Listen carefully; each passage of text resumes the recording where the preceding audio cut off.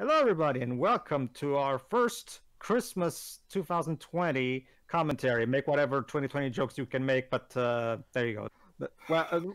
Regardless, the first one we're doing is Snow White and the Seven Dwarves, and we're going to do this in a special way. Why? Because this is a very special movie, and therefore deserves special treatment. So much so that we're literally doing it on the whatever anniversary of its release, since this commentary is coming out on December 21st. The release date was not 39, so approximately 92nd. Actually, it was Wizard of Oz. It came out in 49. Snow White came out in 37. Oh, my bad. That's okay. Regardless. It's 83rd anniversary. Yeah, basically, everybody. You probably wonder, everybody, wait a minute, Pedro. Snow White doesn't take place during Christmas. Oh, yeah, true. But it was released in Christmas of 1947. So, and remember, it was a big hit. So, this was the big Christmas hit of 1947. It was actually diabolical genius on Disney's part. Air a movie around Christmas to get the most bang for their buck, and holy cow did they need to. For those who don't know, this was the first ever animated feature-length movie to be released in America, and the first ever in color, mind you. And of course, the start of the ever-so-classic golden age of Disney animation. Exactly. Okay, everybody. We're not going to start with some background on the making of the movie, because we're doing something different for that purpose today. Before we watch the movie, we have two specific extras that we're going to do. We're going to do the Disney's first feature, the Making of Seven Dwarfs documentary, which you can find on Disney Plus. So get on there. If you don't have Disney Plus, the 2016 Blu-ray is an option, because that's where the documentary comes from before they put it on Disney Plus. So there you go. We're also going to watch a deleted scene that I myself put on YouTube. I'll ask Theo to put the much like with the Pokemon movies, I'll put the timestamps and the links. There you go. It's right there for everybody to see anyway, so you're fine.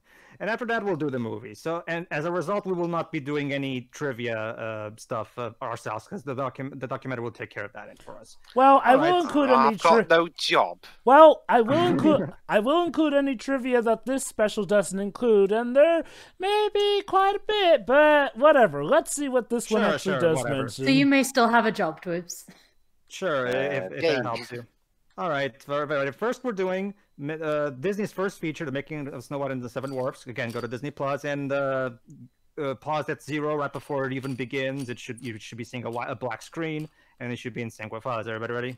Yeah. Yes. Okay, 3, 2, 1, click. All right, so how did the first ever American animated film get made exactly? They drew on paper and had music and voices and put it in cinemas. If only it was that simple, Dweebs. If only it was that simple, trust me. The story is actually the story of the making of the movie is just as interesting, if not more, as the movie itself. I don't know. The internet would have you believe that drawing is a piece of cake. Yeah, I remember seeing snippets of the making of this, and not this particular documentary, but I remember snippets of it in an interview with Roy Disney that he was doing in the VHS of Fantasia 2000. So yeah, as Disney usually does for their extras, they brought in film historians and to talk about the significance of the movie. Yeah, mainly because the ones who actually made this movie are well, obviously no longer around, unfortunately. The movies actually look really good when you put them in HD. Oh no! Remember this was animated by the 9 Old Men, true animation gods. Yeah, they use these they use this layer technique. I remember that. Yeah, Giacchino is a big fan of the music, and he's going to be the one that is going to describe why the music is so awesome later on. So. Yeah, that's right. If Snow White failed, the studio was going to go absolutely kaput. Yeah, exactly. Basically, Walt literally put his house on the line, for the record. He put a second mortgage on his house to fund the. Funny how history repeats itself almost a century later with Cuphead, but was about to say. Yeah, this is also really important, because the major competitor at the time of Disney was not Warner Bros. Surprisingly, but the Fleischer Studios, and they were actually pretty good in being a competitor. So this was the game changer. Mm-hmm. All right, so yeah, one of the great American success stories of all time. So let's actually get to it.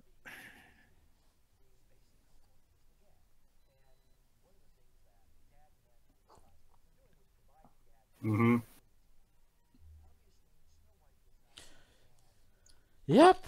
Snow White one may consider an animated film treated like a live-action film at the time. Yeah, because almost sorry, Don. One of the first things critics immediately, started criticizing about Walt's decision to make an animated film was, what, you're gonna have 90 minutes of gags? That's not gonna work. Because at the time, animation was just associated with gags. Nobody really thought of animation as a viable storytelling medium. Also, especially movie 42. Not just that, Weebs. It's the fact that it was completely alien at the time. They wanted the concept of comedy. Animation comedy was like fast paced. So, yeah. But if I recall correctly, well, now if I recall correctly, because it's been a thing that has happened for a long time for these animated movies. They actually did rotoscoping, which was a thing that was common at the time. Well, there you go, guys. We at the very least have archive footage of 90s interviews from the 90s. Okay. So we've got pictures and people playing the trombone and everything. Yeah, Ward Kimball was the one. Yeah, there you go. This is actually a scene that was animated by Ward Kimball. He was responsible for most of the comedy animation in the studio. And he's the one who came up with that joke for the noses popping up there. So there you go. And he got $5 for that gag. Oh, I thought, which back then was a lot more money. Remember that? For a second there, I thought you were going to say he got fired. Mark Davis. Yeah, again, all of these animators were absolute masters of their work. Yeah, who wants to see a full-length cartoon? That's just silly.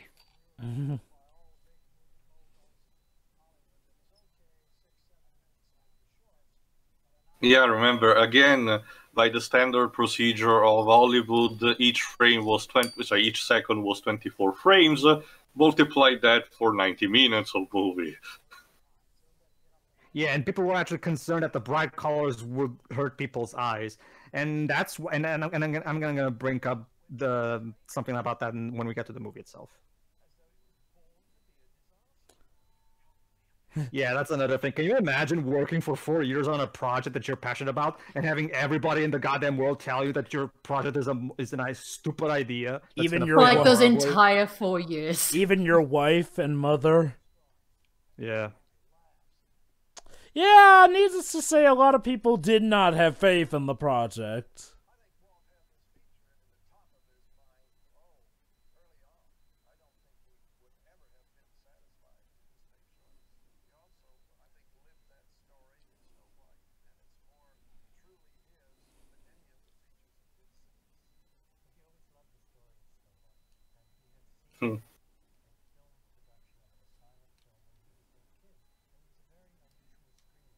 Yes, that's right, folks who didn't know. Snow White existed before Disney made it.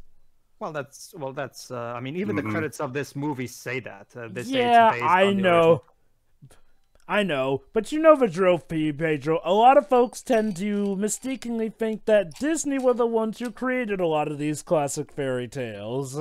I'm still explaining this to people to this day. Well, Joe, but just like the narrator puppeteer said, it's more like the sanitized version of them. Although the people who tend to not know are the older generation, I've found. Wow. The people who probably should know. That is a bit typically use the internet most likely. That is a bit weird, though, considering the thought process behind putting these fairy tales to animation was because there was a sort of renaissance. It's a long, complicated story, but essentially ever since the start of Illuminism and basically the French Revolution, people started getting more acculturated. And that includes also these folklore tales that have been tremendous throughout the entirety of the Central Europe. So this is also another point that he's making very good. The same thing that Morgan already did.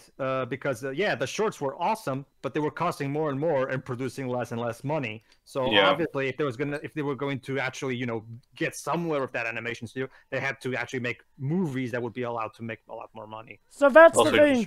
So that's the thing, folks. For as much as we may talk about passion here and there, the major reason that Snow White was made in the first reason was because, well, the studio realized, hey, we can charge more for movie tickets.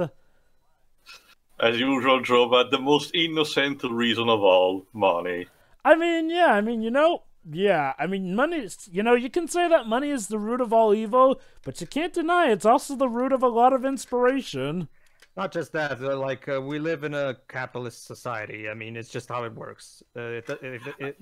Long story for another time. It's not fitting for this.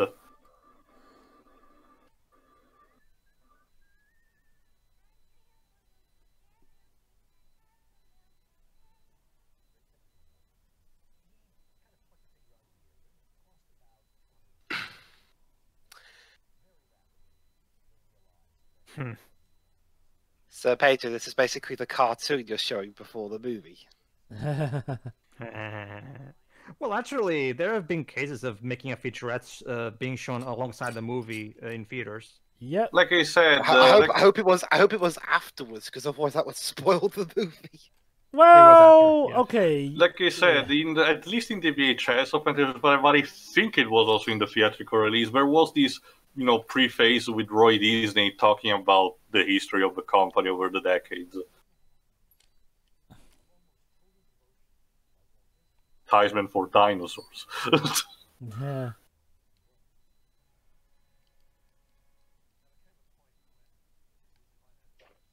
I love this bit. Listen here.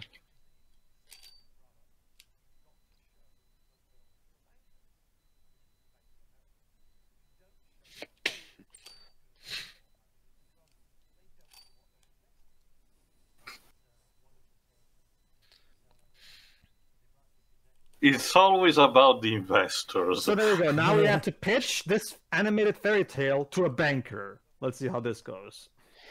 Well, to be fair, without investors, we wouldn't have got a lot of good stuff. I only Sure. wish the investors, weren't so detached to the actual audience. Well, actually, check this out. I think you'll like the end of this little bit of the story. Well, of course you do. He's a banker. Well, he's a banker, but he's also I'm assuming he's also a person that can enjoy things. I mean, anyway, let's see what happened. Yeah.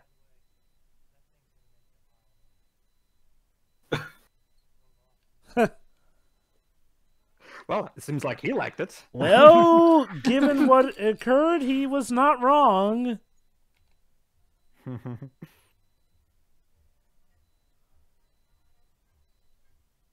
So he's in love with the bird? Ew. I think it was the other way around, which is still weird. That's any better? I think you're going to like this bit too.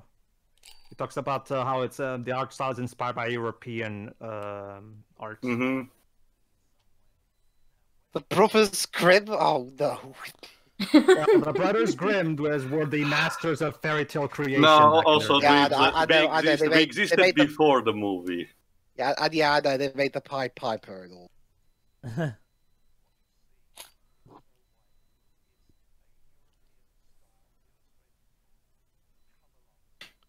Man, Pied Piper's still a pretty disturbing story. The wonder Michael Eisner didn't want it to be made.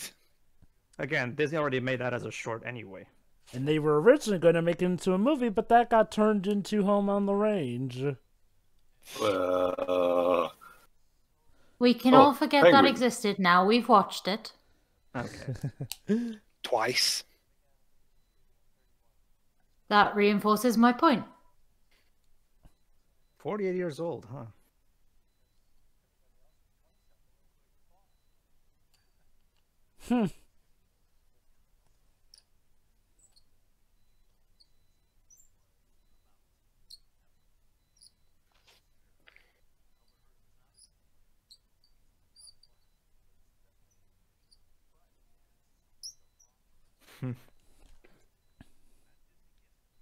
Money?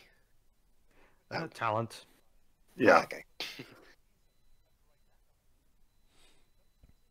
So he just relied on illustrations. Yeah.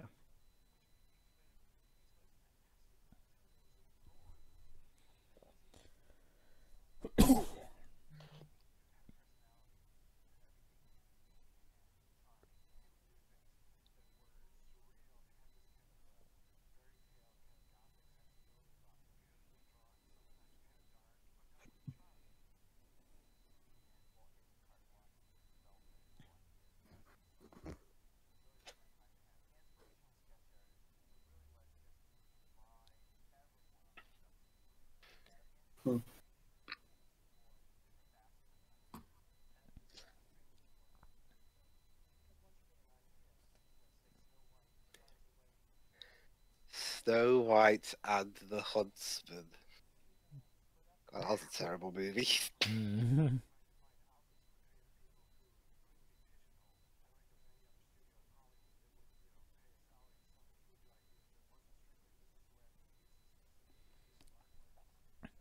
You know, commentating on this makes me wonder if we're ever going to cover the movie Waking Sleeping Beauty. Wait, I don't even know what that is. It's an entire movie talking about, you know, the events that ushered in the second chapter of Disney's animation legacy. There's interviews from everyone, and I do mean everyone, even Don Hahn, Roy Disney, and the man himself, Jeffrey Katzenberg. It's rated PG because it has tobacco depictions. Yeah, so there you go. Basically, the potato-shaped noses of the dwarves are inspired by typical old-fashioned European illustrations. Yeah. Oh, speaking of European illustrations, there's a fun fact I have about this movie, which I do not think is going to get covered in this, regarding who made the certain art.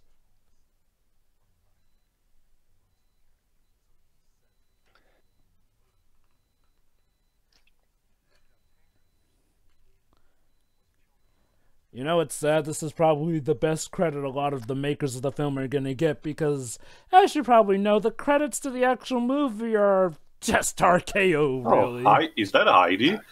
Yeah, it was. But remember, he's from Sweden, so it would make sense for him to do illustrations for one of the many book releases. Cool.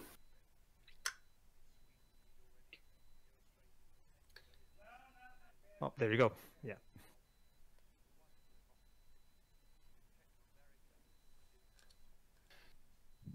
I'm guessing too.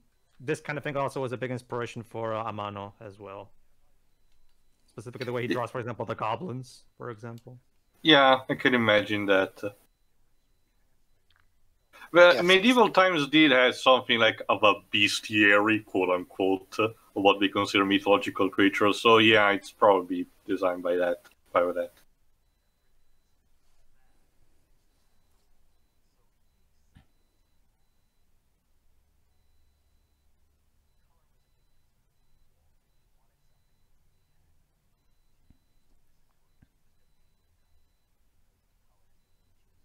I can imagine that.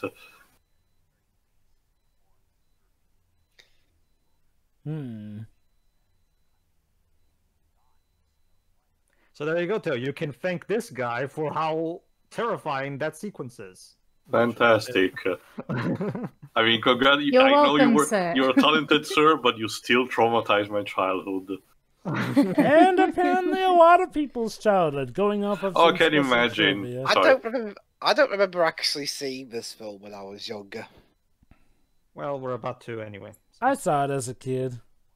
I saw it a Actually, few times. like I said, my grandparents had this shit ton of VHS that got fed to me and my sister when we were younger, so yeah. Yeah. My mum one bought a thing bunch of Disney VHSs a few years before I was born, so One thing I can say, we definitely had a lot of VHS. Disney I first, tapes. since I was already 5 by the time the 90s started, and that's what the 90s were when Disney started basically releasing most of their back catalog on VHS. That's how I caught up with the back Disney catalog, basically back as a kid. So.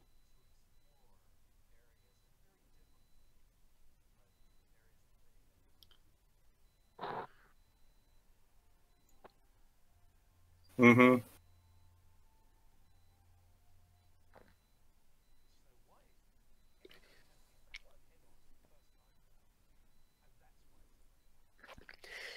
Okay, that's the thing about this documentary. At times it feels like it's going to end, but then it's like, oh, It's more like segments. Yeah, I get that. It's more like segments, Dweebs. It's because on the original Blu-ray release, each of those black screens is at the end of one of the chapters. Because the documentary has chapters that you can skip. So yeah, basically, one thing that was remarkable at the time was actually beefing up of the adaptation per se, i.e., giving characters more characters than they had had before. Or Yeah, that's this or another that. thing.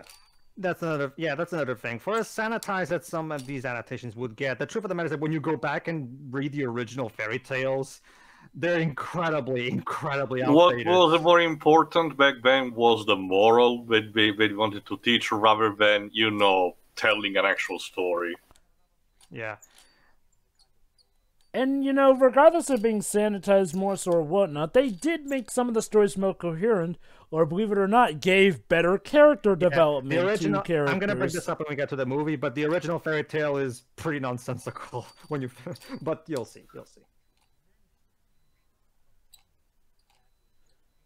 Sure, now that I think about it, I think some of the actors from this movie may still be alive. At least one. Adriana Caselotti, aka the woman that played Snow White. I don't know if she's still alive. I mean, she did reprise her role in Birth by Sleep. I do remember that. I know. Wait, yeah, Tio, she came back. God. Well, remember too, Catherine Beaumont, the original voice of Alice, and that I understand. She reprised her role in considering, but then I can imagine since there was like a 20-year gap. Between Snow White and Alice in Wonderland, so I can imagine the actress was relatively younger than the one who plays Snow White. But damn, oh yeah,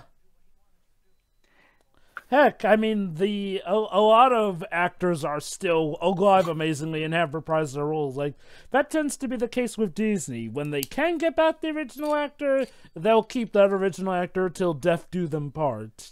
Oh yeah. All right.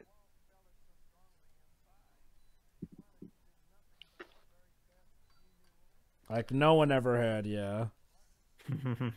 To draw them as our real tests.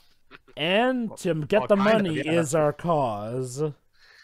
Yeah, there we are. Okay. My Pokemon with Disney. The basic gist that they're talking about right now is that they had to get more animators to get this movie done, and because of the depression, a lot of animators were jobless.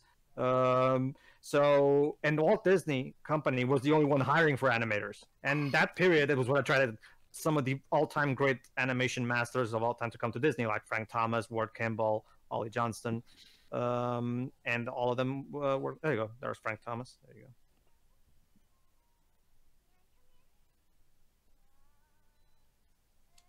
No, piss off. All right, and now Michael Giacchino will tell us about the music. So, Michael, what do you think of the music of Snow White?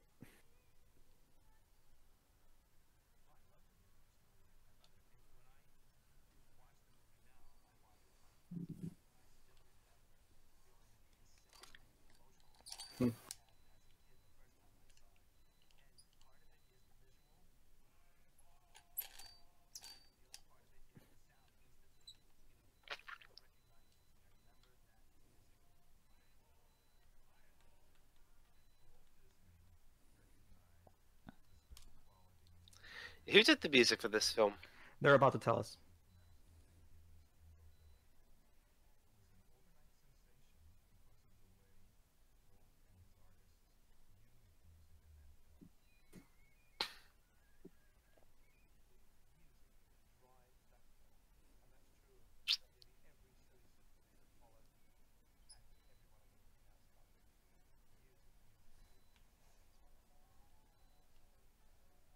Yeah, Flowers and Trees. I remember this one.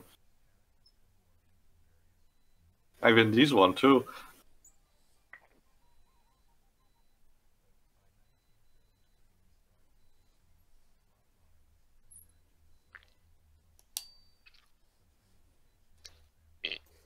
Always a classic. Mm-hmm. The Three Little Pigs, the story of a bunch of rude shits really turning down a guy who just wants to visit. And keep in mind that they have a picture of her grandpa as sausages in the background. That's hilarious. Yeah. It's like how in Series of Unfortunate Events, the TV show, Lemony thinks that Little Red Riding Hood was the true villain of the piece. Yeah. I think it was Little Red Riding Hood anyway.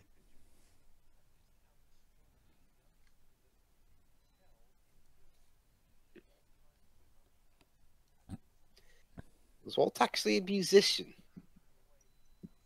No.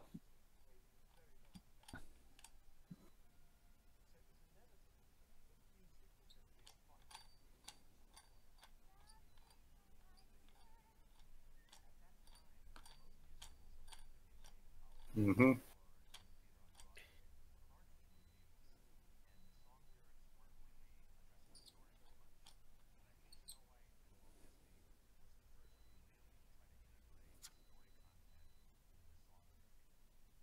Something that Disney would become very famous with, seeing as how the TV trope Mickey Mousing is literally named after them. And infamous in some cases. Tarzan. So there you go.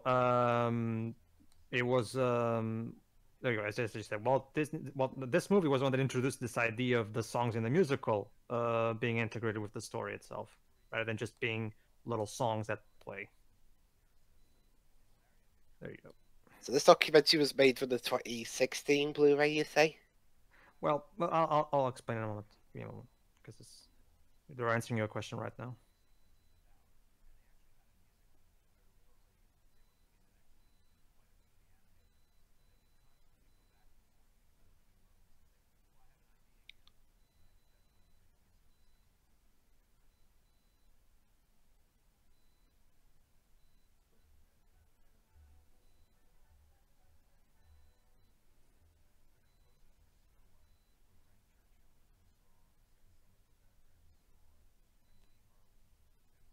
Yes, the R line. He will also do the background score for Pinocchio. He was basically was the Alan Menken of the time, basically. Yeah, he was a go-to for Disney back then.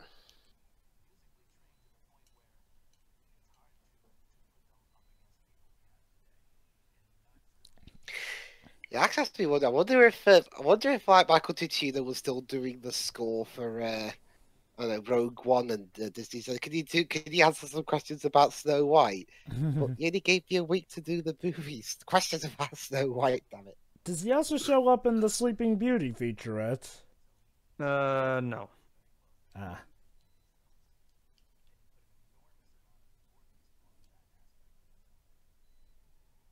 All right, now I can answer. Basically, Webs. Technically, this documentary was made in 2009 for the original Blu-ray release.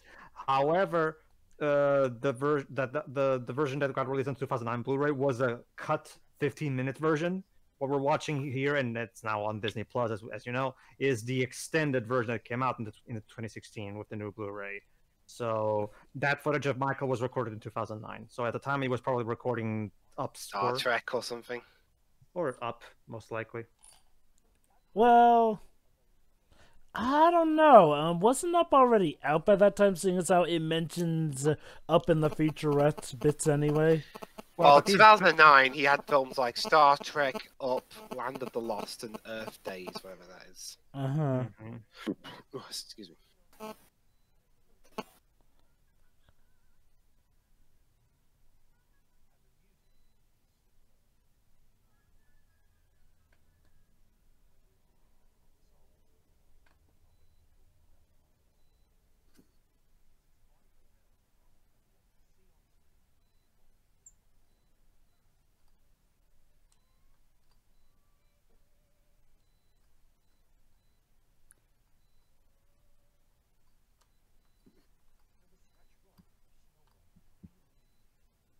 Yeah, love this one.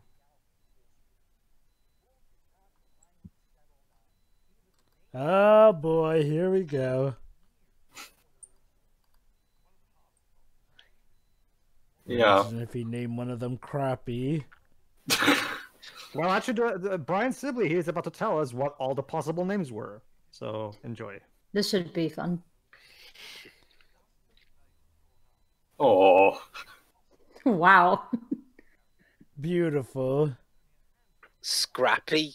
That's not a name you want to associate with a good character there, mates. Well, this was back in 1937, but at the time, this name had no connotation to it. So. When did Scooby-Doo start? The 60s? The 60s. Scrappy came out around the 70s, well, so... Oh god, Shifty. Shifty, woeful, Dumpty. doleful. awful. You know, if this movie turned out to be shit, that would have opened up so there many you go, see? problems for the critics. Like you said, way before Charles Schulz, they were considering naming a character Snoopy. So there you go. Jaunty, puffy, oh my. When did Peanuts start? The 1940s. And one was going to be called Chesty. What are some of these names? Yeah, it's a good job they were a family company. They would have had, if it were more an adult one, they probably would have had Shitty or something. My guess, Jerry, probably was that Walt turned to the entire team. Here, pitch names. And that's the result. Pretty Like, much. stop yelling names. They need the whole put the names in the hat and pick it randomly. Probably.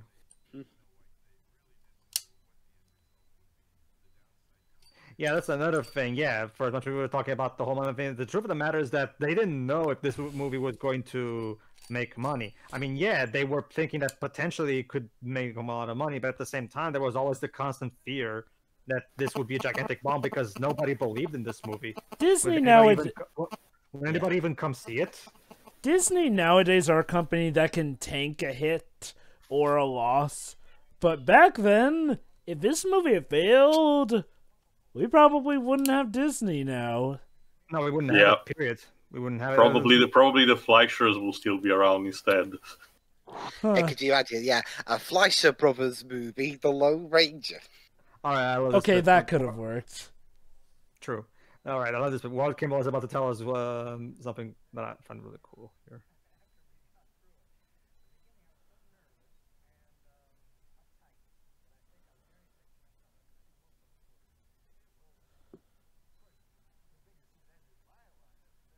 Oh.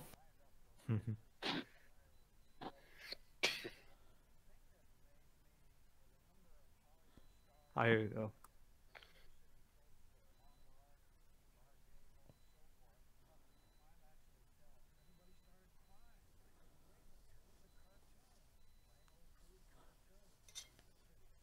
I mean, yeah. I feel judged right now.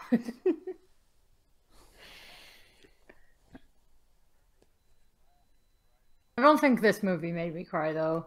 Nah. This movie actually did not terrify me, even though I know it's terrified a lot of people. Hell, I don't remember if I found any particular scenes scary or not. That's the thing, sure. You have to understand that back when this movie came out, it was a big breakthrough for the standards of the time. Like, Charlie Chaplin himself named this movie the best movie ever made. There wasn't even anything major like it. And consider this. This is one of the few movies that years later, when Rotten Tomatoes did become a thing, is one of the few movies to have 100% on Rotten Tomatoes. That is not a small feat. Oh, that's one. There you go. Listen here. True. Yeah.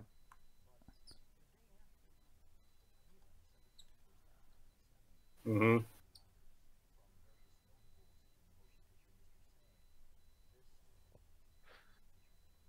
Yep. The only other film that I can think of that where people immediately recognize how important it was, like right away, was the first Star Wars movie. Like, aside from that, most movies tended to become more important. Like, most of Stanley Kubrick's films only became quote unquote important way later. Later. So it depends on what you're looking into. I'd say that there are the fair amount of movies that did get recognized for their genius on hand, but yeah, there are also maybe the first Jaws when it came out, because it was around the same time as the first Star Wars, and I think they had a similar, type of recognition, immediate recognition. As did Jurassic Park.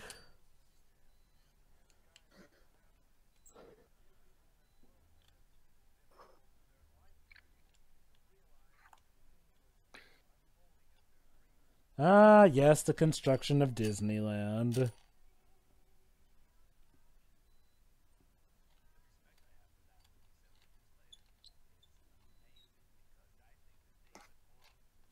Okay, I get that they're happy, and that was the drawing style of the time.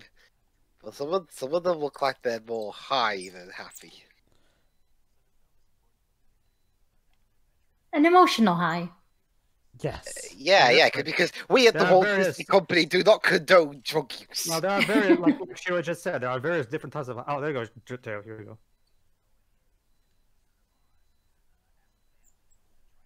Huh.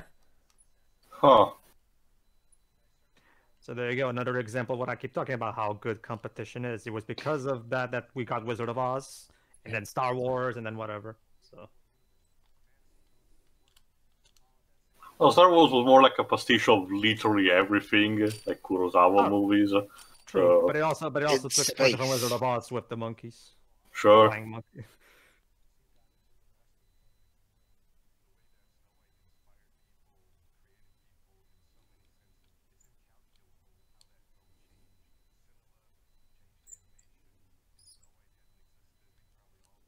I might Bambi a future pick of mine, actually. Huh. So, the movie that closed out the Golden Age. Interesting. Bookends. All right. It was, yeah, it was. But the real fun is yet to begin. All right, everybody. I hope you enjoyed this history about the movie's making, and we're in a few minutes we're about to check for ourselves if all that effort and strain on everybody involved was worth it or not. But before we do, there's one deleted scene that unfortunately for some reason Disney Plus does not have it. They have the bad making scene, but not the music in your soup scene, which is an awesome deleted scene. Fortunately, everybody, I got your back, because on my YouTube channel you can find a 1080p full quality rip from my own 2016 Blu-ray. So, and like Theo said, we'll be linking that in the description, so you can just check it out for yourself along with us. So, all right. So you know the drill. Start at 0. All right. Everybody ready? Ready? Yes. Yep. Okay. 3, 2, 1. Click. So the idea. So there you go. Originally, when she says dinner, it just cuts back to another scene with the queen. So this bit now, but then originally we were supposed to see the actual dinner itself. So there you go. And it was done for this song that was deleted. Mm-hmm. And we're ghosts as we're eating our dinner. It's interesting because this scene looks already. All they needed to do left was just do clean up and coloring. Really, the Maybe we ran out of time. They might have. No. Actually, no, Theo. We do have knowledge. According to people who worked on the movie, Walt cut this scene because it was fun, but it's technically superfluous to the story. So, yeah. That stopped him after this. Well, there's a certain art to flexing. You don't want to overdo it.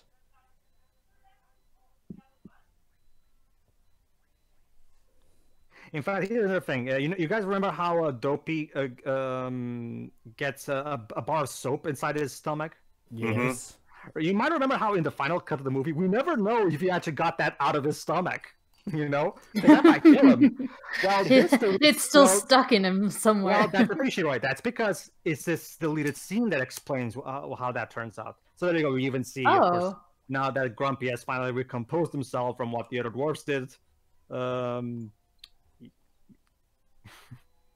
It's just soup, Grumpy. It's not gonna kill you. I don't know. He has a right to be suspicious, I think. Well, now that he's tasted it, caution can be thrown to the wind. Mm-hmm.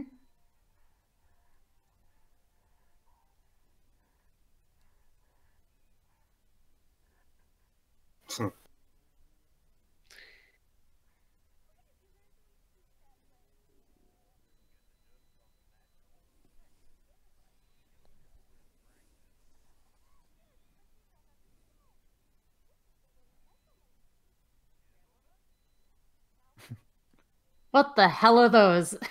Can you read that? See? You use the spoon like this. There you go.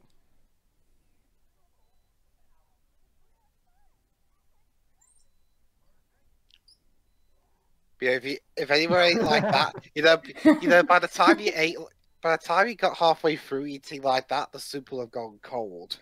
Hey, in some cultures, slurping is polite, so. Oh. How the hell are you still alive? First the soap, now the spoon. There you go. The others are looking after him. You even see the soap bubbles from the soap that's still there from the previous scene.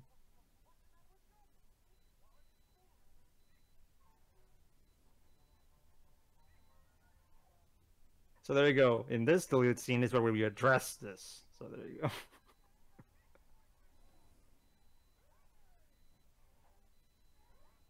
That spoon must be really powerful. It can even make his chair hop with him. It's Hiccups. hiccups. Yeah. With some extra elevation from the bubbles, maybe? I don't know. It's a cartoon. It's a late 30s Disney movie.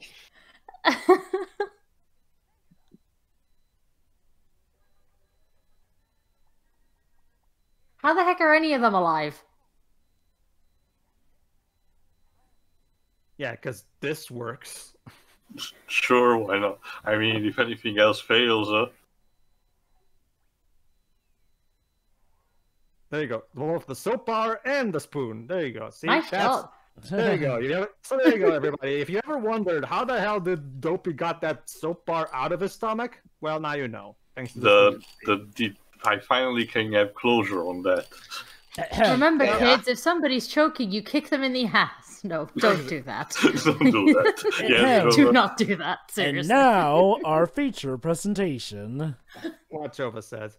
All right, everybody, you already should know the drill by this point. Either you're watching it on the Blu-ray or on Disney Plus. It's the same copy anyway, so you should be fine. Yes. All right, start before the. I think the modern, if I remember correctly, it has the modern Disney logo added to it. No, mine it does does not. Never mind. No, never it mind. starts immediately. It's the same cut as the original negative. Okay, all right, we're cool then. All right, everybody, you know how this goes. So 3, 2, 1, click. So let's see if all of that hard work and mental stress was paid off. I wonder what the answer will be. Well, okay. It paid off financially, but from our perspective, as an opinion on the film itself, did it pay off? That's what. No, it's There you go. not. Adapted from Grimm's fairy tales, it says there. So even the movie itself credits the original. Even though they didn't really have to, because if Staff oh, whose loyalty and creative endeavor made possible this production. That's nice. aside from the fact that copyright laws, were still in a more chaotic state at that point. The Rose Agreement had been for so many centuries that, might as well be public domain. Well, enjoy the bout of credits that they do show, because this is still in that era where you were lucky to get credited. And the credits being before the movie. Yeah. Yeah. Well, I mean, they still do this sometimes. I mean, Yeah, but not as many people get shown. It's mostly just director and the starring roles. The thought process, Shiri, also was the fact that, they wanted to showcase at the beginning because we weren't expecting the audience to stay after the end of the movie. It actually Well, they were does onto make something sense. with that, because a lot of people didn't for a long while. And now people are paranoid. Okay, so, folks, here's one of the classic Disney openings, literally opening a book. A live-action shot at that. However, one thing that is different from other endeavors is that this one is actually not read by Once upon a time, there narrator. lived a lovely little princess named Snow White, who obeyed the wicked stepmother of the queen feared that someday Snow White's beauty would surpass her own. So she dressed the little princess in rags and forced her to work as a scullery maid. Yeah, like, people wouldn't Each find day, that hot. the vain queen consulted her magic mirror. Magic mirror on the wall, who is the fairest one of all?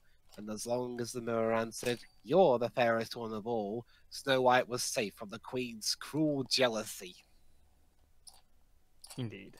And that's the movie. This is not Last Battle. All right. So, unlike cartoons of the time, we actually we start things on a somewhat eerie mood. Yeah, I know, right? It's super chilling where he starts immediately. One of the things that I love about the original movies done pre-World War II was how unapologetically dark they could get with their imagery and even some of the words. That's Also, the golden age symbolism. for If you don't know what's around the mirror, the symbols of the horoscope, traditional European one. Me. Well, what if the mirror just decided to just go fuck you and say, "I'm the fairest one of all, I'm a magic mirror"? The answer, Dweebs, is that she throws a potion and then traps Terra inside it to fight him. Oh, indeed.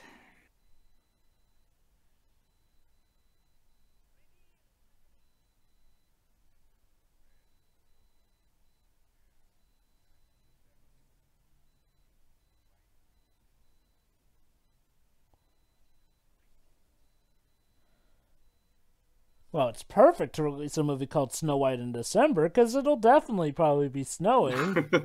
Mm-hmm. Not around here, it hasn't yet so far. All right, fun fact. On the original 2009 Diamond Edition Blu-ray, they still have the classic bonus material from the original 2001 DVD, and that one explains something more about the voice acting. The woman I don't remember her name, but the woman playing the Queen, she was cast originally as just the Queen. Then they were going to cast somebody else as the witch, as in, when later on when she becomes an old hag. However, she herself says, actually, I can play an old hag voice as well, and she took off her dentures. Her denture, sorry. And showed that she could perfectly, and that's how she also got the part of the witch. So that's talk about dedication. Oh yeah, I was actually gonna mention that later on.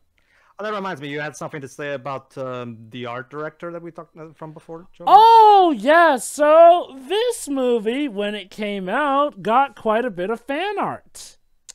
Yeah, fan art back in the day, but That's not surprising. But here's the interesting kick, though. There's actually a famous bit of fan art, some which comes from this artist who you may have heard of, who goes by the name of a Mr. Adolf Hitler. Oh, no. Yes, that's right. Hitler was a big fan of Snow White and the Seven Dwarves. Okay. Even Adolf Hitler made fan art of Snow White. I understand the thought process. The story was from Central Europe, so basically this was a glorification of, culture of that place. Okay, let me put it this. Even though Adolf Hitler publicly denounced Disney, he actually kept a copy of the movie and considered it one of the best things to come out of the arts. Go figure. And yes. What did you think she was gonna do, you idiot? Actually, yeah, that's a question that I wanted to say just before. Like, as I mentioned, as we can see, there's a lot of rotoscoping here. So, was the rotoscoping performed by the voice actors themselves? Yes. That was a common thing that they did at the time too. They would have the actors. This in Cinderella as well. They would have the actors act out the scenes so that the animators had something kind of reference. Because this was their first time trying to animate human beings on a more realistic fashion. Yeah. It was done in other movies too, like Pinocchio, or most famously, Peter Pan. For Pinocchio, it was easier because most of the characters in Pinocchio are much more cartoonish in nature compared to this movie. So in Pinocchio, it was a bit easier on that front. However, there was a lot of that done in Peter Pan, especially. Oh, well, yeah. I should also address. Oh no, I love this scene. Most of the rocks. I should also address, by the way, that Snow White in this version is like 15 years old, I think. But let's just pretend that's not a problem for now, because if we address that, we're going to be here all night. So let's just. Even though she in a Didn't way, Sleeping Beauty have the same issue as well? She was 16. She was 16, and the prince was as well, I think. No, I don't think he was. The prince was definitely. Well, what can I tell you? Oh, I have this one here.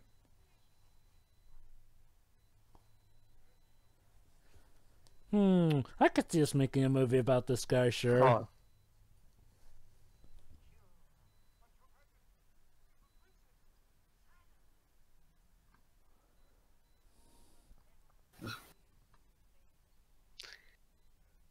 A terrible movie about you starring Kristen Stewart. Not just that, I love this line from the Queen. Ah, that's there. Ooh. But not just one terrible movie, 2 terrible movies. Jesus Christ! Well, he didn't bring back the heart then. Here's what just to make sure you do not fail, rip her art out of her chest and put in this convenient box that I had for this specific use. Jesus Christ, this one is insane. Oh, just because she dares to be more beautiful than me. Yeah, that's how petty and jealous she is. Like, What's like? I don't know if they like look any different or whatever. But what's stopping him from getting the heart of a random animal? actually, Shiro, that's exactly what he's gonna do. Yeah. Yeah, it's just, Oh, he's could just be because gonna I only fake- remember spots of this movie. So, But I highly doubt that the Oh. I highly doubt that as petty as she is, the evil. And is as you the can evil. see, this was the movie that created that cliche of Disney princess talking to the animals and making them feel better. I was gonna say I highly doubt that the evil character is gonna be fooled by fake hearts. Whoa! Are you having Okay. fun yet, kids? Oh, don't worry, it gets better. And by that he means worse.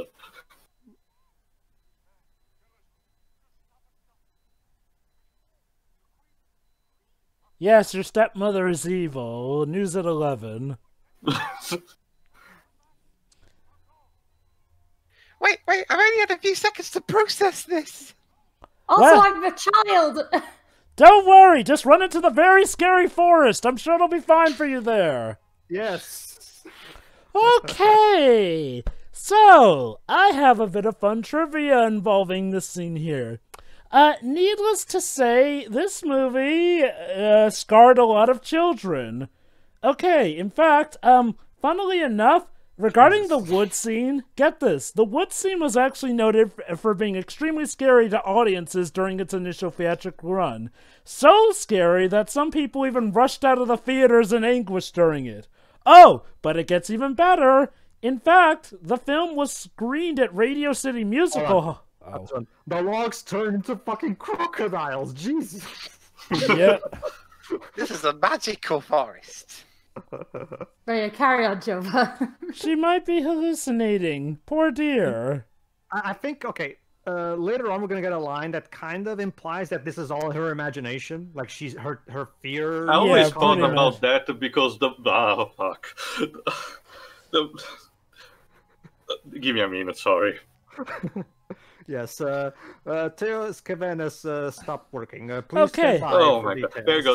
The moment it stops, it's revealed that it was just the critters around her. So Yep. I always thought about that it was just her imagination. So Teo, panicking. a bit of a fun fact, you probably weren't alone getting scarred by this movie. Because when this movie was screened at Radio City Musical Hall, children in the audience got so scared by the scene that they wet or pooped their pants, causing the entire velvet seat upholstery to have to be replaced. That is an actual fact. Me personally, when I watched this movie first on a VHS, I was relatively fine. It was Lampwick turning into a donkey that got to me. That I find that scene Okay. way more unsettling. Well, okay. Oh no, that is creepy. Well, okay. Well, that's Pinocchio. I mean, that thing was nightmare fuel from day one, but goddamn, yeah. Let's see. Oh, by the way, in addition, as a result of this scene, the British Board of Film Classification ended up giving the film an A rating, meaning children could only see the film if accompanied by an adult. And nowadays, it's just rated G. Yep. Well, you in our case. Okay. Well, you said the British Board of Film Classification. I guess we used different So- letters back in the 30s. So what do we do when guess. things go wrong? Of course, See? you sing a song. Wait, Yeah. wait, oh my god, the bluebirds are twittering. I guess. So there you go. That's the idea, Jova, when the site was created. That, Yeah, you know, exactly. was because of that. So So this as you- That is the Things are punch. not always created out of nowhere, Jova. There's association from existing things. so pretty- this so yeah. movie is responsible for that. And the birds Sure. need to shut up. So yeah. Yep. Well, there you go. See, apparently those. So yeah, audience, as you can see, a lot of the Disney cliches that we like to make fun of nowadays were created by this movie. But, okay, so, you think the movie is scary? How about the theme park ride based off of it? It is Oh god, what was that like? It is legendary for freaking people out as it condenses most of the film's scary moments into 5 minutes of a ride. It even had a warning posted that it may be too scary for some people several decades ago, until the ride was finally dismantled in early 2010s. Get this, the ride also has realistic looking skeletons on the walls of a dungeons. God damn. Oh, it's one of those like haunted house kind of. Rides, Didn't they right? use the actual skeletons for the Pirates of the Caribbean? That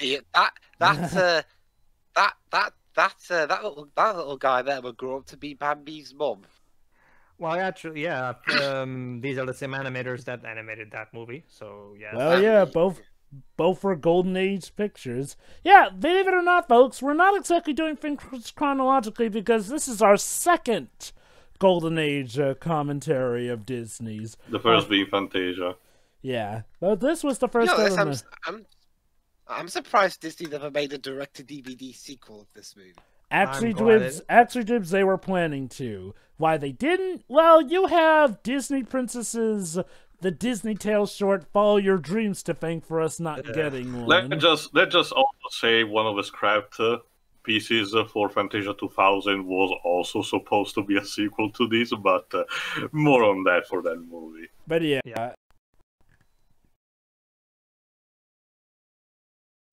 Twittering. Wow. It's a good thing these birds know where we can stay, so let's go. Oh, it's a good thing they clearly have a phone line. Yeah.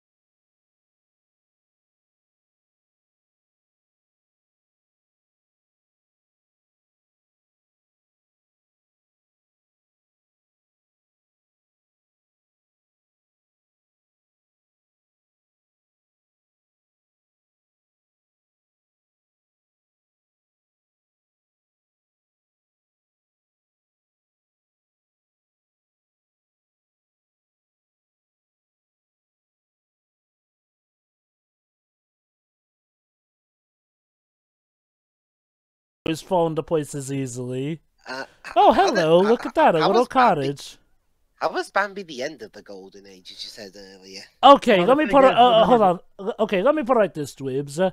Think about the Golden Age. There were 5 movies total. Only 2 of them were financially successful. Not just this and Bambi. No. This and Dumbo. Dwebs, 3 words: World War II. The sequel everybody wanted. Ah, yes, because it was a combination. World War I turned out so well. It was actually a combination of a few things. World War II was one of those things, yes. Another thing, though, was, well, Snow White was a very, very, very, very, very tough act to follow. And it was such a tough act to follow that it kind of became an old shame of Disney's for a while. Allow me... Jova? What? The interesting thing, Jova, is that even back when Pinocchio first came out, critics, I don't know, I can't speak for audiences because there's no records of that, but critics themselves actually, even back then, were saying that Pinocchio was actually even better than Snow White. Oh, yes. And I do agree. I can see why. Okay, whereas Snow White has a 98% on Rotten Tomatoes, Pinocchio actually has a 100% to this day, and even if it's years later, that is no easy feat to do. However, the problem was this, among many things. It's like, well, whereas Snow... Oh, they have no mother. They're orphans. Yeah, except me. I have my mom. Basically, she thinks that this house is about little children. Right, Snow. Right, totally. All right. Also, I like how she's been very stressed out, but she's putting all that aside because she's never seen a place so messy in her life. Give me a moment, Joe. Okay, guys, remember the working song from Enchanted? It's inspired by this song. Go ahead, Joe. Okay. But of course. Oh yeah, they've never slept indeed. What was I talking about? The score. No. He was talking about the right, Tomato score. Right. Okay, yeah. So the thing is, like, well, Snow White was seen as such a very massive thing that in order to top that, it needed to be very big. There were complications along the way. Whereas Pinocchio was seen as a critical success, some people didn't exactly latch on to it. I said put them in the top, not push them in it. Some people did not latch as well onto the other bits here and there. Pinocchio was a thing that was probably more ahead of its time, though don't get me wrong, still a phenomenal movie. Then you have Fantasia, which in and of itself I love this was... gag. What, the deer dusting out the done. chair? Oh. What the hell? Oh. Jerry is not pleased, though. It's a shame. I actually really like Bambi.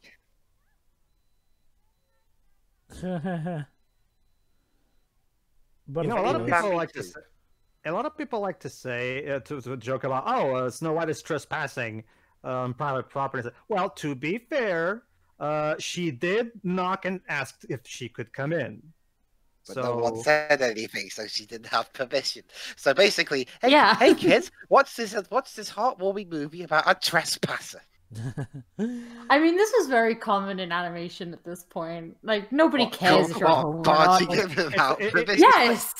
It's like how I usually like to say, Dwibs. This was the 1930s. Logic hadn't been invented yet. Gotta be honest, I don't remember. Yeah, but Pedro, I'm sure manners had been invented. Actually, Pedro, help me out on this one. Was Goldilocks also by the Brothers Grimm? Because that's a story about trespassing gone wrong, technically. Probably. I wouldn't be surprised if it is. But even then, it wasn't just the Brothers Grimm who did this. Everybody did this at the time, so it doesn't really matter. Anyway, back to my bit here. Yeah, like I said, Pinocchio, while a great movie, did not exactly draw in the audiences as much. Fantasia, we all know the story with that. Interesting idea. For the most part, good execution, even though Walt did end up pissing off a few composers with some, even I'll admit, baffling decisions he made regarding that. And yeah, Bambi itself was, again, a very, very, very ambitious film, but one that didn't do as good a job, attracting a massive audience. Dumbo managed to be a success because it was the perfect kind of budget movie. I mean, sure, it looks good animation-wise, but you could definitely tell that it wasn't using as much assets, and it was a lot more of a, let's call it a crowd pleaser of the time. One that was perfectly manufactured for it. There was also another concern, Jova. Because of World War II, Walt wasn't able to export his movies to European and even other foreign territories, and as a result, worldwide receipts were non-existent, basically. Yep. So, yeah. And basically, these led to, basically after Dumbo, kind of a decade of Walt Disney having to do basically propaganda shorts and compilation movies. Which we know is the repackaged era. All right, so here, this is actually my favorite song in the movie. Mine too. I know it's a cliche choice, but I mean, there's a reason why it's a cliche choice. It's just a wonderful song. Fun fact, all of the dwarves have their own voice actor. There's no, I mean, it's not like you typically see in cartoons where there's like, when it's something like this, usually you'll have one character, so one actor play at the very least multiple, if not all. But no, Walt wanted to emphasize that each dwarf is his own individual with a distinct personality, and for that purpose, each dwarf gets his own actor. And a particular character has an actual character arc. Well, except for Dopey, because Dopey's mute, but yeah. Well, even Dopey gets his own character, arguably. Well, no, Pedro was talking about the still voice acting. Not just, well, but yeah, even so, they gave them actual personalities. Well, in the original tape, they were more interchangeable. Hell, that's basically the proper inspiration that Tolkien got for creating the dwarves from The Hobbit. So, Fun fact, actually, Word of God says that the reason Dopey doesn't speak is because of a very traumatic thing that happened to him. I love this gag. The Nine Old Men were masters of physical comedy. This is a great example.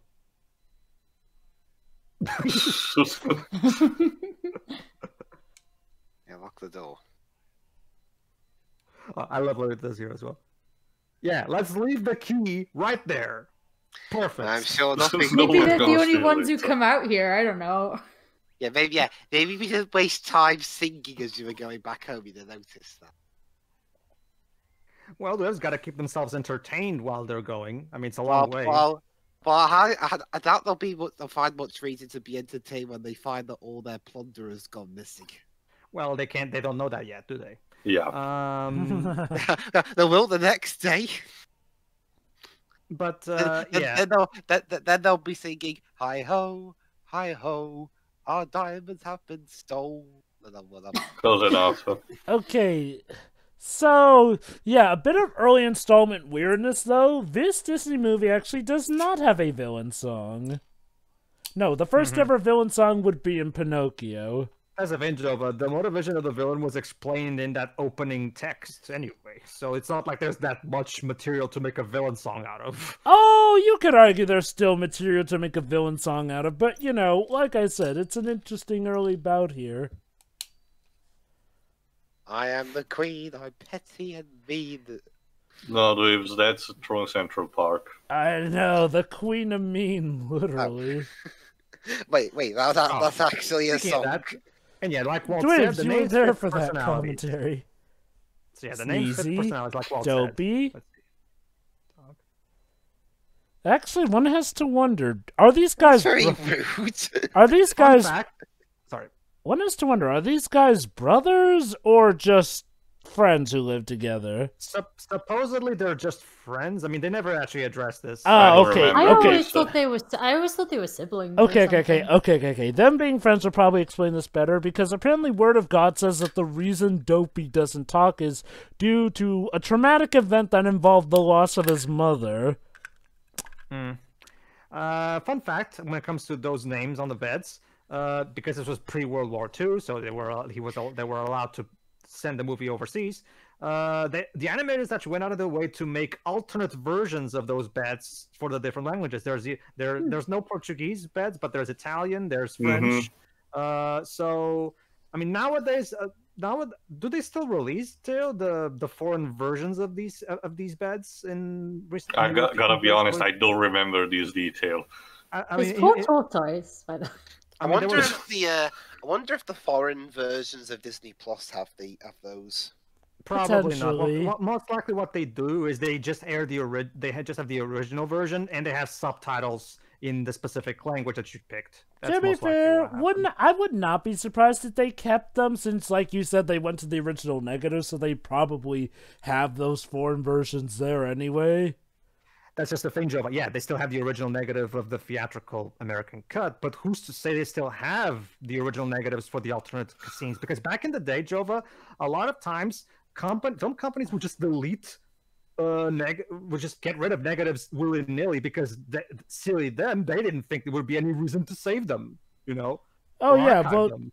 Disney do seem to be kind of, you know, the people who are different from them. That I don't know if it was Walt's idea because he was paranoid, but the man seemed to keep like Sure. everything in that vault. So, and considering how much is clearly in that vault that still hasn't even been added to Disney Plus, I don't think it's too out of the ordinary to, you know, think that they probably kept those. This is Doc's character quirk. He's always misspeaking. He means to say one word, but he ends up switching to a different word. It's easier for him to say. So it's kind of Porky Pig. Actually, I think took inspiration from this. Actually, if I remember correctly. Actually, no. The reason Porky Pig stuttered, I think they were taking inspiration from the guy who, I forgot his name. The guy who I don't mean the animated stuttering. it. I don't mean Yeah. the stuttering. I mean, like, because Porky Pig also does this sometimes, where he's having trouble saying a word, and so he changes to a different word with the same meaning. You know, because Doc does this as well. So I'm trying to guess maybe there was some kind of inspiration. So Considering Doc's maybe. dyslexic, maybe? Considering the huge impact. Yeah, shoe. Never nook and Penny.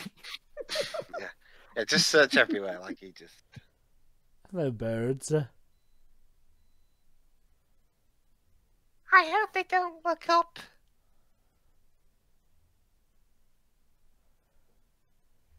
These aren't the quietest shoes. Aristocrats will actually have a joke about this. Well, then why don't we take our this shoes one. off? I love this joke here. Check this out. Oh no. Oh no. Clean stuff. Not the cobwebs! How dare someone clean this house? Yeah, we didn't want our house cleaned. If we wanted to clean it, we do it ourselves.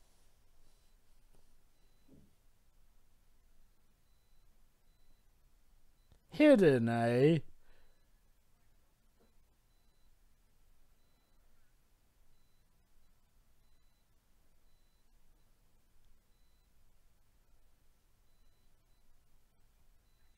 Why would you fall asleep when there's food brewing? Uh,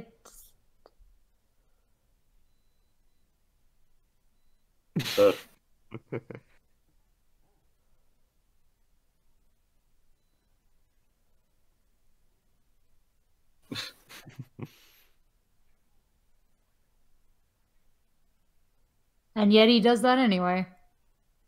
Huh. I wonder which of these is Sneezy.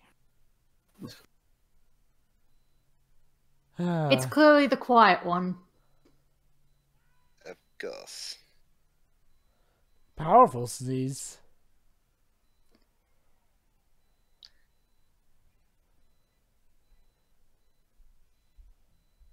This is why we have to stop him sneezing. Yeah, blame the one who shoved flowers in his nose.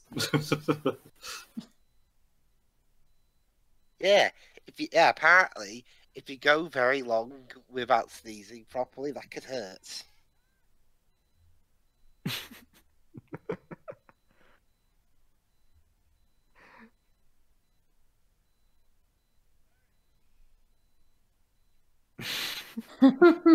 These birds are assholes.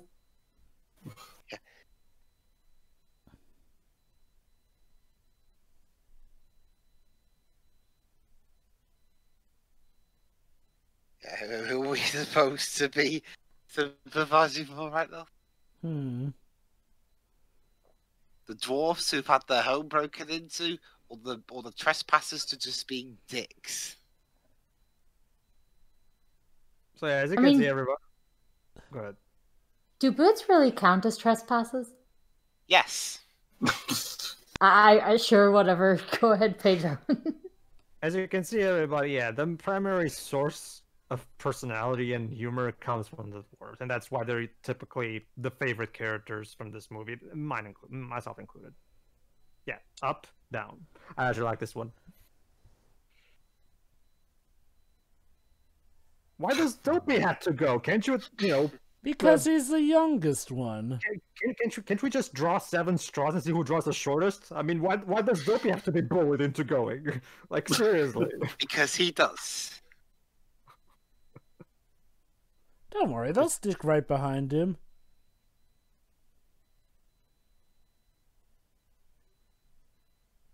Sure you are. You're assholes.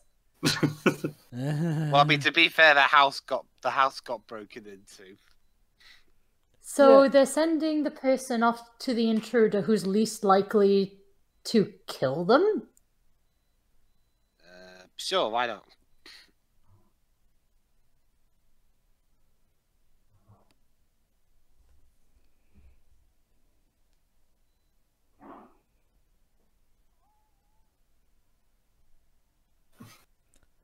Oh my god, it's a ghost! A ghost that is white as snow.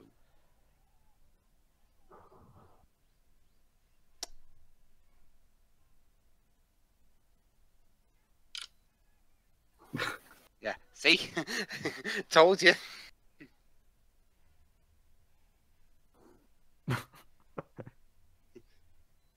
Well, that could have gone better. And they just left it in there. Oh god. Hey, it's me, you douches. They're literally killing him.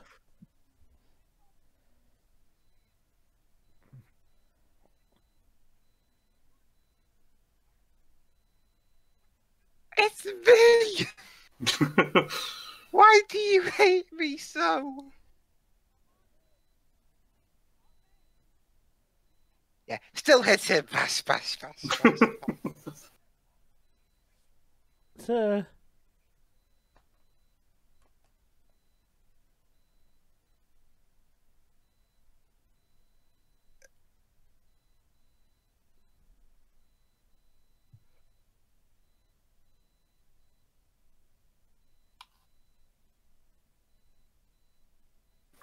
Yes! Jesus. Yeah, execute a ghost. Well, they think it's a monster, actually. Okay. We'll do it slowly and take it out in its sleep.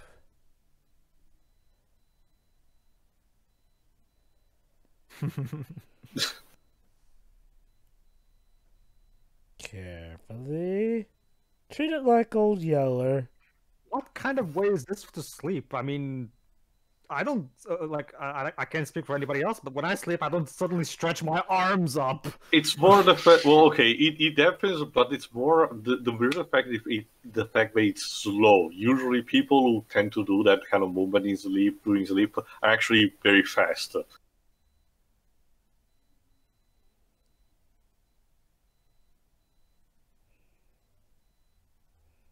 Anyway, so fun fact. Dopey was originally supposed to speak, but they couldn't find a suitable voice actor, so he became the voiceless one. Makes sense. Mm-hmm. Oh my god, it's a zombie! Looks pale enough to be a revenant.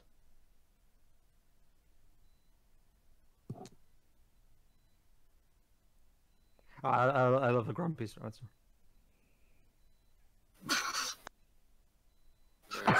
Wow. Damn. That line would never fly today. Unless the guy was a villain doing that. Yeah. I mean, a lot of what he said is going to get him a punch in the face. So Pretty much. Yeah. And if it helps you, audience, he does change his mind. So, like I said, somebody gets a character arc in this movie. I mean, his name is Grumpy, but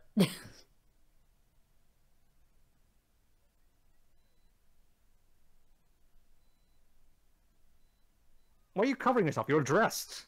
Like, maybe it was just the initial shock.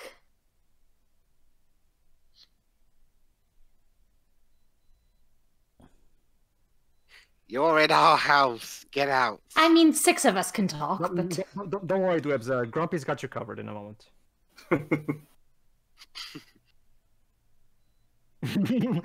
Okay, that line, I love that line so much, and I've been using it all my life. Like, every time someone says to me, "How do you do?" I always reply, "How do you do what?" Oh, God.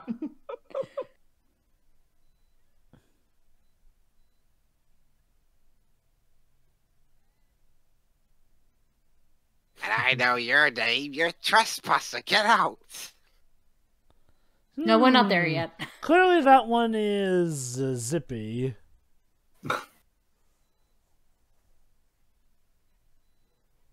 That's not actually my name, but sure.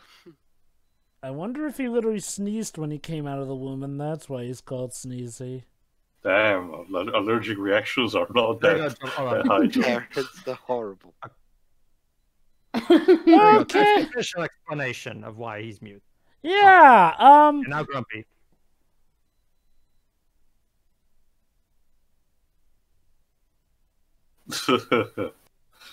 I gotta go, Dubs. Here we go.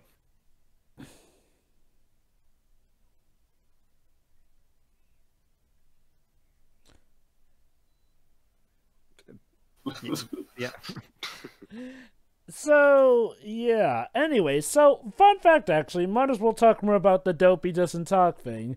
Under Spillborn franchise on TV tropes, you'll find this. At one time, Disney Toon Studios was exploring the idea of turning the Seven Dwarves into a boy-friendly franchise, much like Disney Fairies was for girls. An epic Lord of the Rings-inspired adventure that would explore how they came together, as well as the origins of the Magic Mirror and the Evil Queen. And this was proposed along with a darker and edgier video game prequel by Obsidian Entertainment. Yes, that Obsidian Entertainment, about the dwarves' ancestors. This project ended up getting trimmed down in scope to a more comedic affair that would have revealed that Dopey's muteness was the result of childhood trauma having to watch his mother die. I can tell you this, Jova. I don't know if they're actually being exported, but there are actually a lot of comics made here in my country that do serve as sequels and prequels to this. Some of them actually do have that kind of scope in mind. I can believe that, yeah. Personally, not a fan. I much prefer the comedic excuse, to be honest. I don't see the point in giving Dopey a tragic backstory, to be honest with you. Well, that's what they'll probably do in the live-action remake. That's a funny thing, Paige. When you get down to it, a lot of comedic characters tend to have some of the biggest bouts of tragedy behind I get that stuff. I get that. It's just that the stew. I don't know. Personally, I prefer the story when it's just simple. Like, I don't particularly care much for turning the story into a massive, big drama, to be honest with you. Speaking of which, about the soup short, yeah, as we watched the music in the soup scene. However, there's a bit of history behind the scene as well. Snow White Returns was originally a proposed sequel short. It would have incorporated the deleted material from the film, such as the famous soup-eating scene, and a scene of the dwarves building a bed for Snow White. That never came to be, but as you've seen, the unmade short was detailed in the Diamond Edition release of Snow White.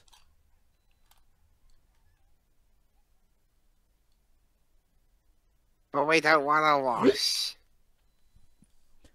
Wash your hands. Trust me, you'll thank me later in about under a century from now.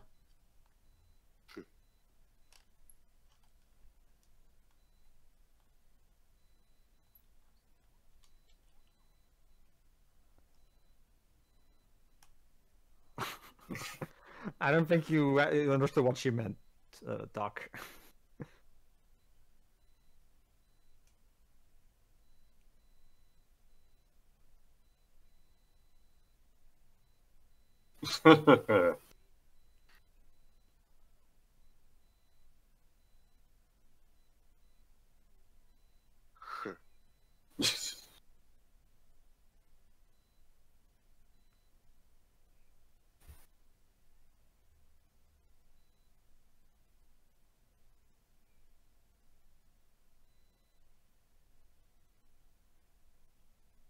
For shame.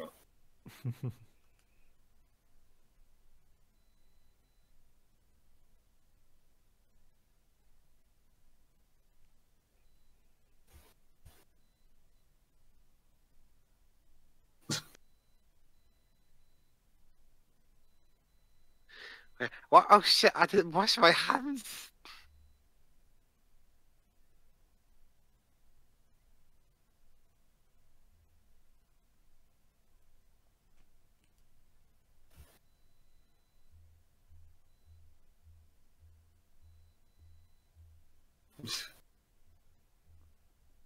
Love the music. Yeah, this is the walk of shame music. Okay. Yeah, well, you are the weakest link. Goodbye. Well, technically, too. This well, actually, I'll explain in a moment.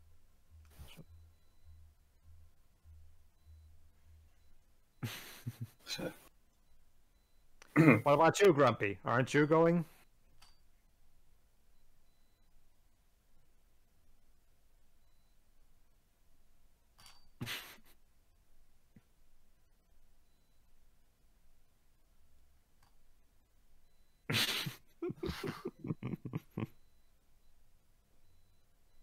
So.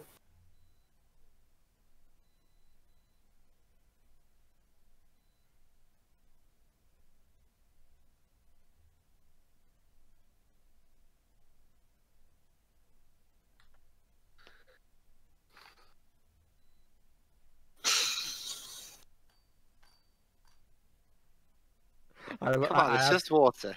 I really love this line here. No shit. Cleanliness feels wet.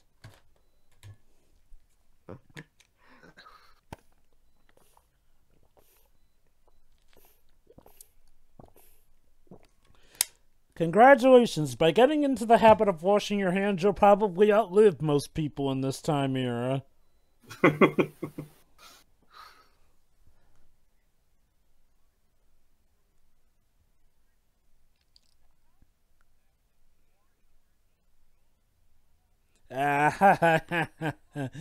Dick joke.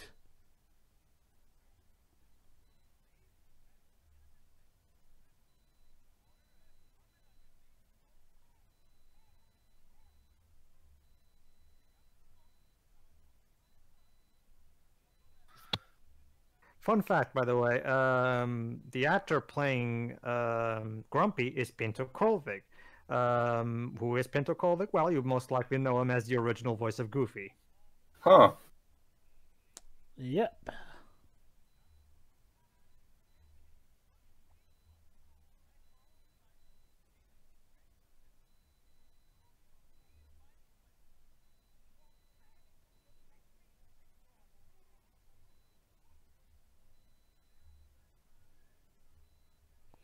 Okay, she just said to wash your hands. She didn't mean to give you a practical bath, guys.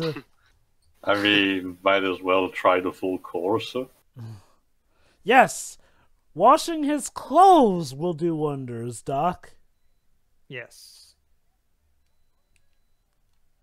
Yeah, that perfume thing. Ugh.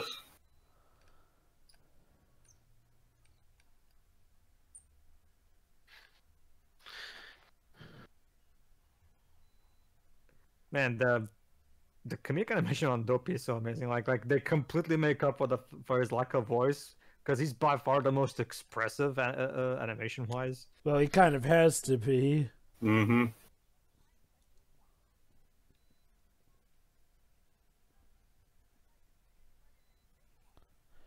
Okay, you asked Yeah, for it. challenge accepted.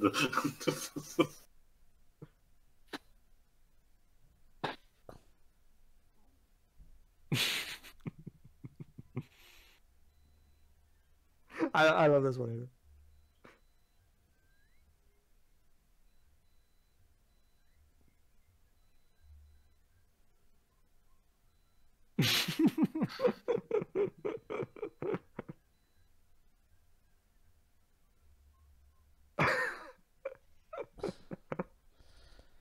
You know, this wouldn't be too different from a murder snuff film, all things considered. Actually, it was more comparing it to an exorcism, Jova. Both apply, having to hold him down, potentially drowning him. And here you go. This is what now we're gonna. Oh. Yeah, exactly. So this is exactly why I wanted to show the music in the soup scene, because it explains how exactly this turns out. There you go.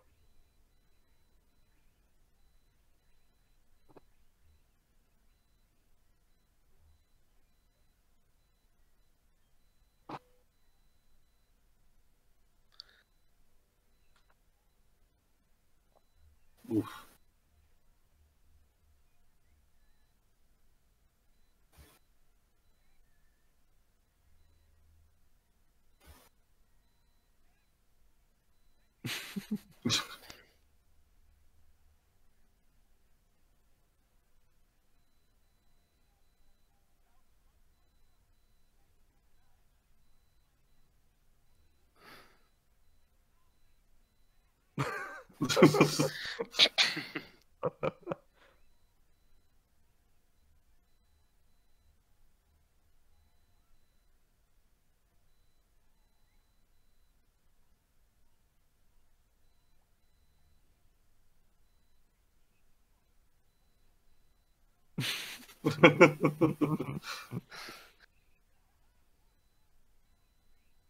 And there you go, supper. So there you go. Now it was supposed to be the music in the soup scene, but we're not going to do that. We're going to just cut to the queen. Yeah, because Disney considered that scene a bit superfluous. So here, have a castle. Yeah, that's right. There was an evil queen in this movie. Well, the movie makes sure to remind you that by being super Magic. eerie again. Yeah. It's still Snow White, lol. That's basically what he says. Yes, actually. Yeah.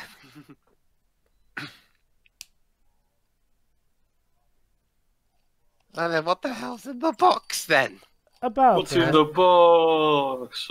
Hashtag still the fairest. Actually, wouldn't that be something if even killing her didn't really, change who was the fairest?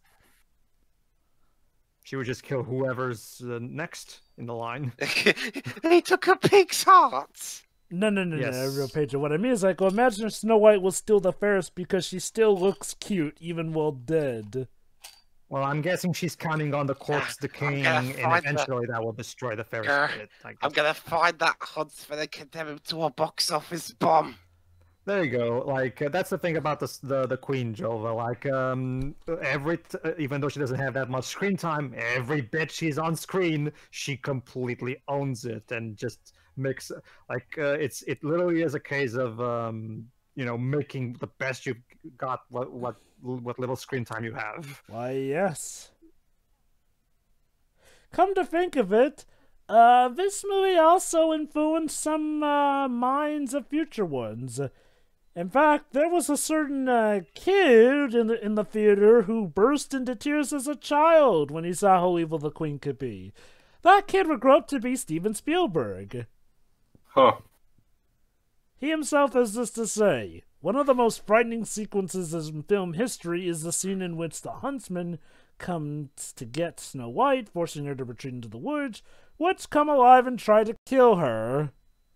Which how she hallucinates it, yeah. So, yeah, the queen is so dedicated to trying to kill Snow White that she's willing to literally turn herself into an old hag. Lady? She's into chemistry, so there's that, A I guess. blast of wind, eh? Science has maybe gone a bit too far with this. Thanks, It's God! not science, Jova. It's magic. Well, actually, yes. Wait. I don't know. It's a magic potion. Hold I on. don't know. I don't think Walter White described that as methamphetamines. Hold Alright, on. and now, time for some more nightmare fuel.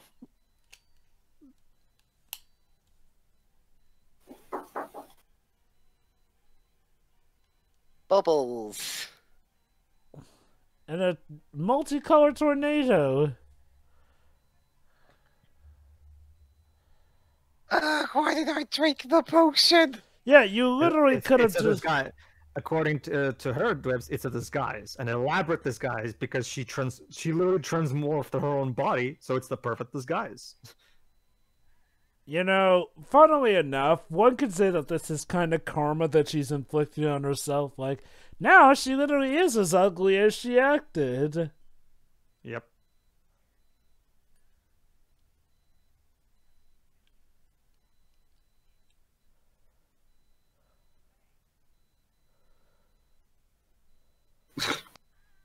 Rude.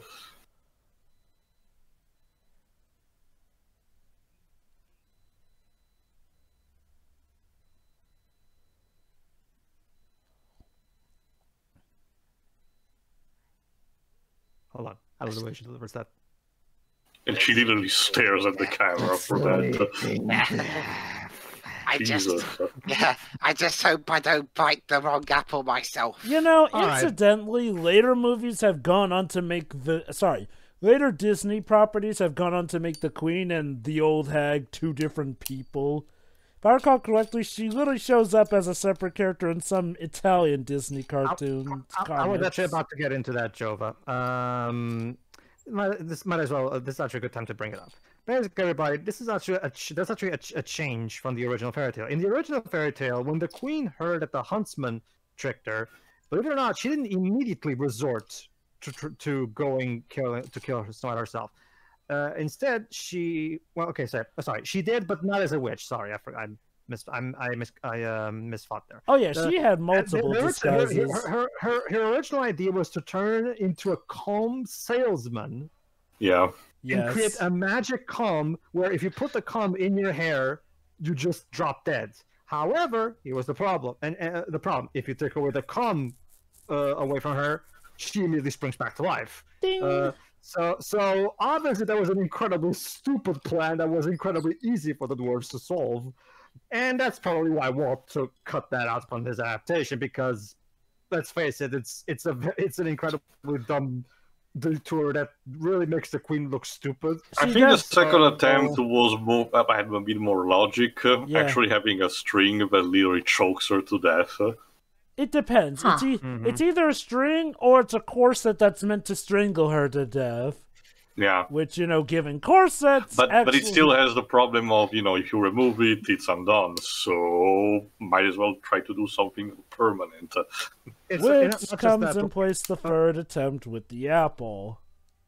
This becomes a big problem with the jet lag adaptation of Snow White, because they kept more faithful to the original fairy tale, and it's one of those cases where it actually does bite them in the butt, because basically they keep the comb thing, and the comb thing, again, just like in the original fairy tale, if you read it today, it's just a very off little detour that doesn't really do any benefit and kind of harms, because it diminishes the queen's intimidation factor, because of how stupid the plan is. And this is another thing that I like to talk about, about why I genuinely believe I genuinely believe the climax of the movie to be really good, well thought in terms of emotion. Because I think a lot of people don't look at things at the climax the right way. Personally, let me explain. Let's think about this for a moment. These dwarves, up until this point, have been basically living a life of go to work, go to home at night, and basically sleep. Up until this point, they've been living a life where it was mostly just work house, and they didn't really do much.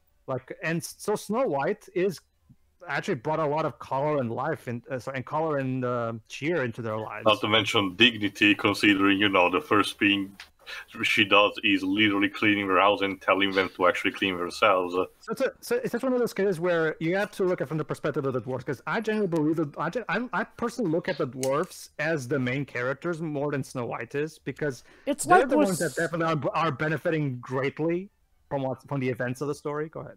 It's sort of like with Sleeping Beauty and how the fairies were kind of upgraded to being the main heroes of it when you get down to stuff. Exactly. When you get right down to it, Sleeping Beauty is a conflict between the good fairies and Maleficent. That said, Aurora and Philip are just plot devices when you get right down to it. Okay, to be fair, Prince Philip actually does get more done than any other previous Disney prince before him. He just forgets to speak after the halfway point. Yeah. Maybe they run out of money for the actor. I wonder if there's a certain reason for that here and there. Yeah, Sleeping Beauty is an interesting case here.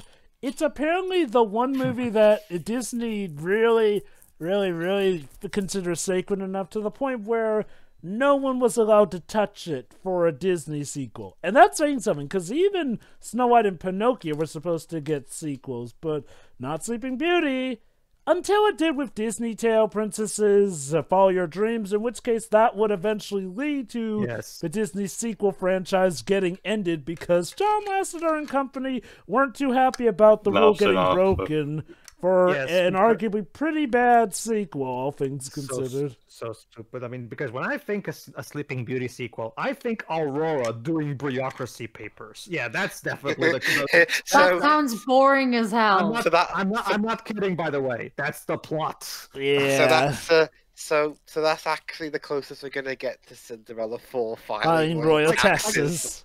I can't speak for you guys, but if someone pitched that idea to me, I would laugh and go, okay, that was a good joke. Now tell me what the real story is. Yeah, like I said, case in point, Michael Eisner did not okay the best of ideas, let's just say. Well, right.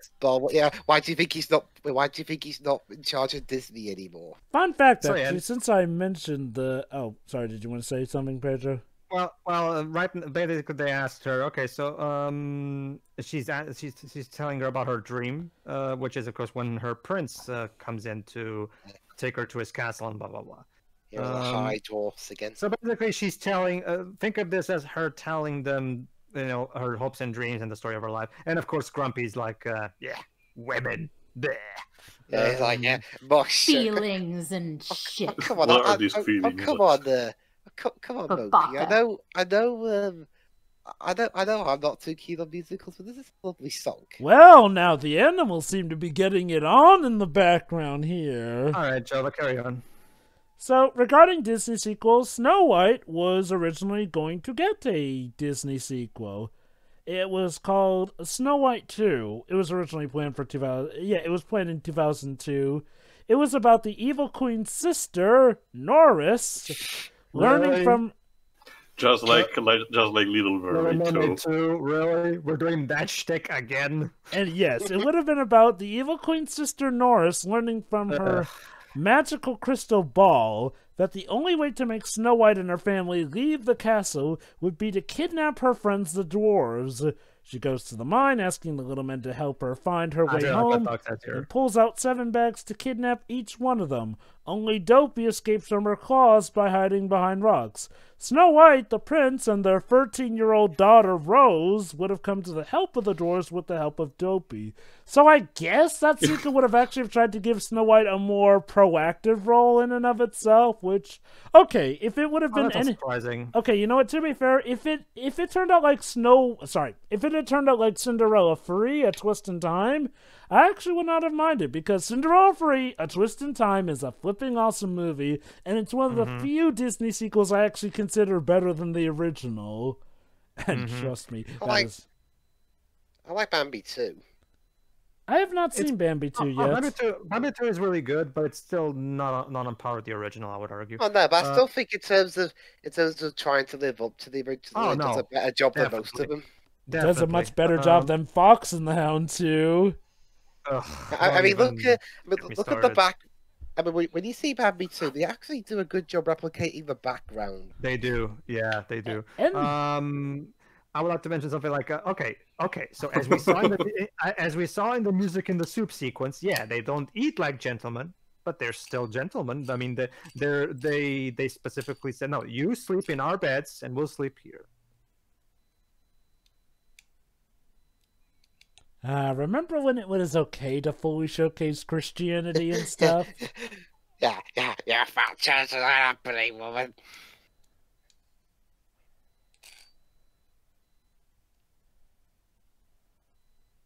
Ow.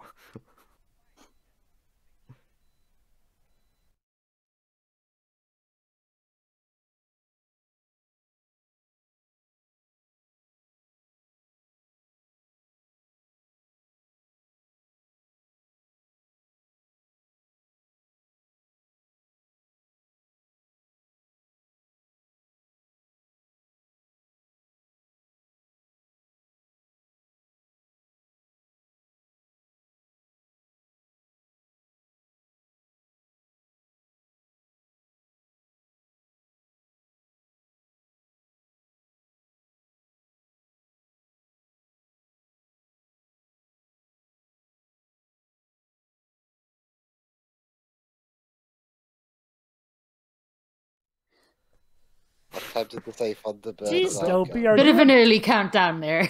So yeah, Dopey's having a nightmare, but it's okay. Just pinch his ass, and that makes it better, apparently. Yeah, that'll. I that'll don't go want to know down the well. context. You know, maybe they're not just friends. Maybe they're all lovers. Jova, No. call them roommates. Totally, yes. They were roommates. Just roommates. How about this? We'll just say. How about this? We'll just assume they're siblings to get all the. No. Assuming they're siblings makes the connotations worse. What is it with this though, and the deleted scene? Like it's like to stop somebody from having nightmares, you pinch their butt. To stop somebody from choking, you kick their butt. I don't.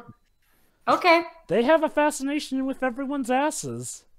In the meantime, the queen is still not done fueling nightmares. It literally sucks. I made a pineapple out of wax. And of course, it's shaped the thing shaped like a skull. Of course, why not? Just make sure not to get that. Even the crow's scared. Like.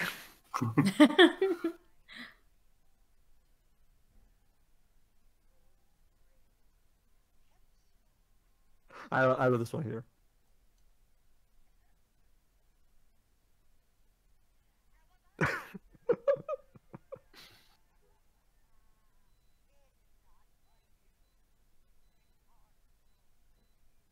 Good. He doesn't want it. Also, crows cannot bite. I don't want it. Why are you telling me this? Yeah, as soon as I reverse the spell.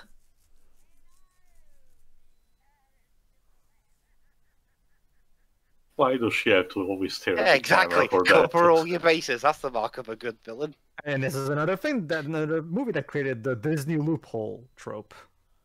Yeah, they could. Yeah, it's like, oh shit, there's a loophole in my plan. I love her reaction though. Yeah, I don't believe this first kiss shit. Hold on.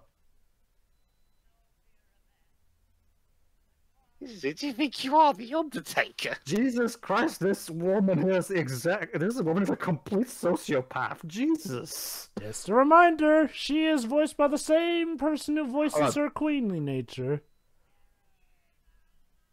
There you go, see?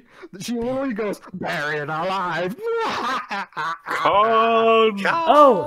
And more.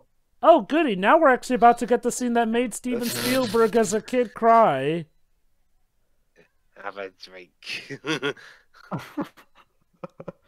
So yeah, like seriously, this woman she goes beyond evil. She's just a complete fucking psychopath. Like seriously. Oh man. Why do you have to sneak out of the castle? Can't you just... I remember, Jova, nobody in the castle would recognize her, so most likely they would expel her. Does anyone else even... They'll think she's just some crazy old lady who... Maybe this really is the Kingdom Hearts version, and there's literally no one else in the castle. Like, let's not forget, Pedro, you're talking about the same castle that let a random stranger sneak up on Snow White while she was dealing with the well here. Like, I'm wondering, does anyone else even live here?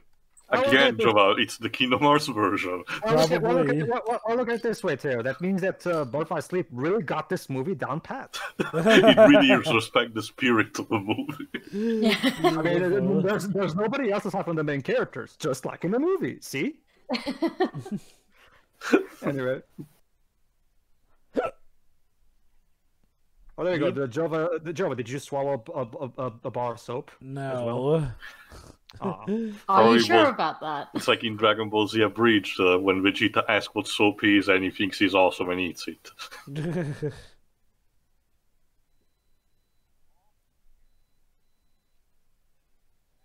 There you go, see?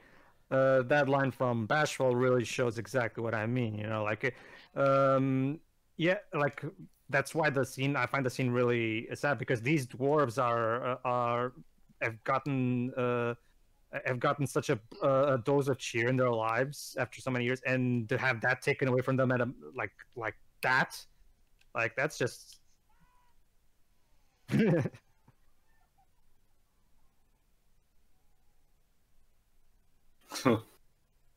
Cute.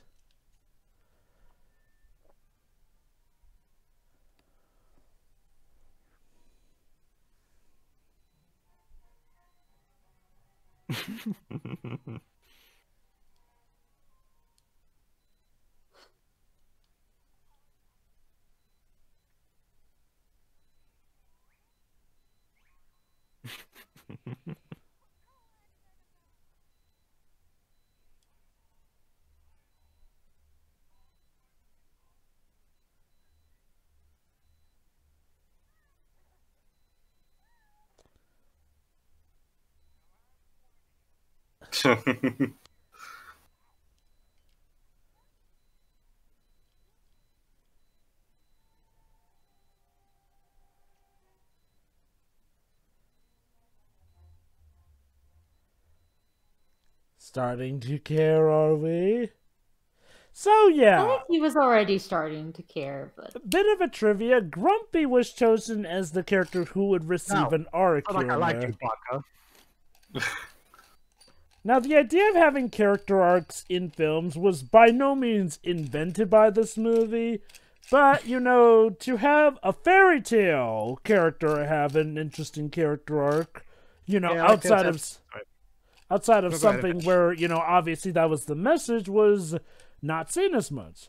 This is why Grumpy is considered arguably the most fleshed out character of this whole movie when you get down to it. Yeah, I can see that. It's like Theo said, the Brothers Grimm wrote these things just based on a very simple message.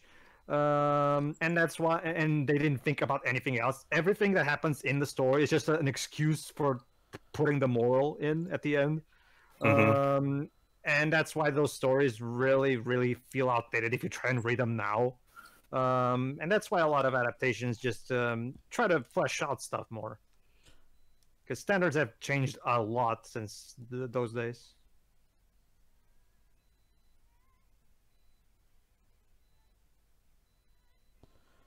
Is it sanitary for the animals to be helping out that way? It just is, okay? It's cute. It's a Disney movie, be quiet. Yeah. You know, Enchanted pretty much pointed out why there needs to be cleanliness. Also, considering how a lot of Japanese animation, especially, you know, after the war, took inspiration a lot from Disney, I wonder if these also inspired them to be super detailed and making food super gorgeous. Well, actually, too, if you want to talk about the very earliest form of manga, that would be... No, I know Astro Boy and Go Nagai stuff. So. Mm-hmm. Well, that's what I was saying. No, but, you know, oh yeah, Mood Whiplash, Jesus Christ. But, no, there's the fact that it's a thing that is used for other, you know, products, even not just at the very beginning, but, you know, a common cliche everything now for anime is, you know, the food porn, how everything is so detailed. Okay. Yeah. Well, here's the thing too. Snow White is one of the movies that film students are made to watch in classes. So of course I can see that. So obviously, any animator who goes to film school would, of course, be privy to that knowledge anyway. So. Don't worry, I'm giving free apples out to you just for free. I love how those vultures, for some reason, are so heavily invested in this prospect. Oh, you know what? I never liked Snow White anyway. It will took like, I think, 20, 30 years before they actually make, you know, benign vulture characters. That's the thing. But that's the thing. Like, they're not invested in the death of Snow White specifically. They're just. No, we just want blood. Yeah, we just want blood. Yeah. Oh yeah, there's actually an interesting thing involving those vultures later down the line. The old My Aching Heart routine.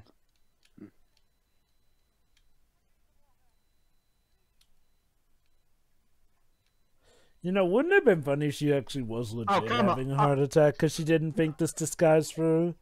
Not just that. You want to go for that route, Jova? How about this? These animals are being incredibly judgmental right now. They don't really have any reason to think this old lady is evil. I mean, yeah, I mean, you can say, oh, but look at how she looks. Well, okay, but she, as far as we know, she looks the way she was born. I mean, come on. I think they were going after the evil laughter. Maybe. Even in the 30s, animal had a sixth sense for disaster. If I didn't know better, I guess the presence of the vultures is what made them think she was evil. But yeah, still judgmental. That's also judgmental. Yeah, I was gonna say.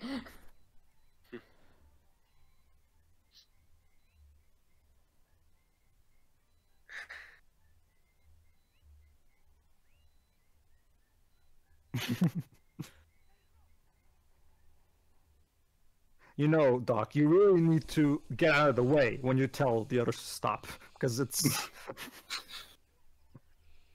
They're hijacking them. Huh. Watches Snow White predicts birdemic. We don't have coat hangers, Jova.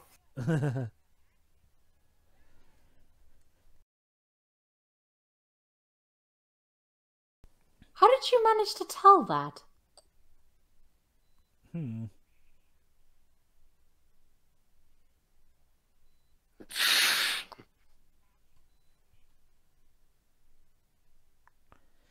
A second only to a magical wishing lamp, child.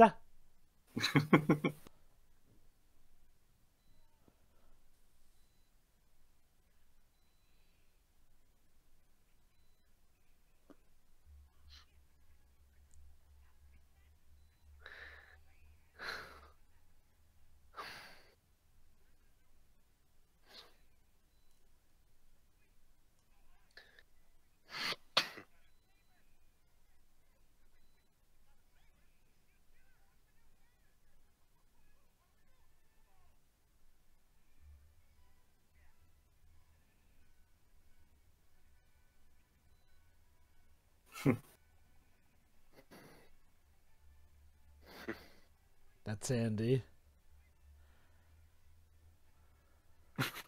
No, Dopey, that's not how you ride. Don't do that. That poor turtle has some terrible Improvisation. timing. Yeah, well, he's a turtle. Turtles are usually not good at timing. I forgot actually what year they made it, but there was actually a scene about the tortoise in the hair, so there is some justice on that front.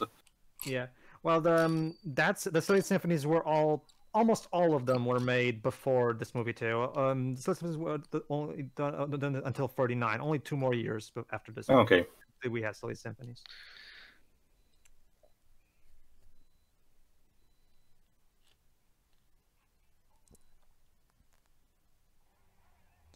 You know, wouldn't it be ironic if she I wouldn't be surprised, by the way, if Alfred Hitchcock was also influenced by the way this scene is paced, because the way the scene creates suspense in terms of cutting between the dwarves and this scene is very Hitchcock-esque.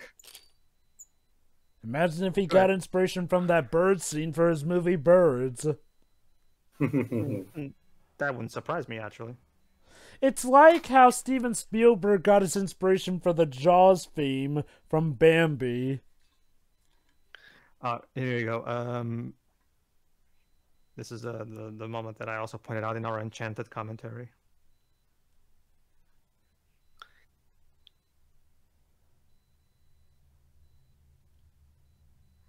There you go.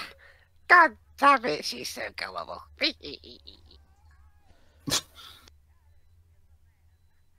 Good thing the weathercast just went perfect for evil. Remember, Jova, God is just ready the filters in case, like with PageMaster. Oh, it's funny you mentioned that. There's a... you probably have heard of a certain meme, but I won't mention it just yet. Well, let's face it, too. A climatic struggle between good and evil, all while a bright sun is in the background, doesn't really fit. I love how the vultures are still following this. Again, for good reason. They are enjoying this so much, regardless of what happens. They're just bored. Well, no, sure, that's the thing. They're seeing which of... Okay, so who exactly do we eat today? The Queen or Snow White, maybe? Because that's the thing. They only want to eat. That's really all they're interested in.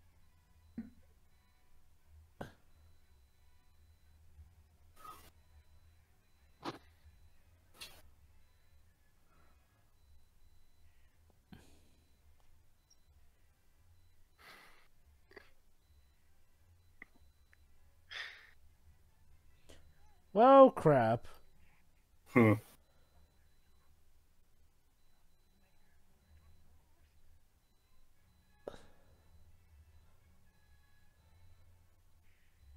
crap. It's a reverse Slam Before Time. It's the villain pushing the rock this time. Well, wouldn't that movie be a reverse Snow White? Fortunately, God was on our side today. Thanks, Zeus. Yeah. Thank you, Mother. Yeah, fun fact, there's... Hey, dude, we found our today's dinner. Yeah, that's why... Yes, Jordan? I cannot but wonder if the vultures had premonitions of her dying that day, but... Yeah, of course, gory discretion shot, but yeah, You probably have heard of this meme. There's this meme going around with then along came Zeus. You remember the verse from Hercules? Well, basically a meme is to show Zeus actually interfering with other Disney flicks here and there. Because, you know, lightning tends to show up quite a bit in Disney movies when you get down to it. So one of the memes is, of course, Zeus being the one who struck down the evil queen there. But check us out. Even Grumpy's son. Oh. Complete with funeral music and everything. How happy. Hi ho, hi ho. The tears are gonna flow. There you go. Well, that was Snow White and the Seven Dwarfs. What a bleak ending. Well, remember, there's a reason why we established that there's an antidote.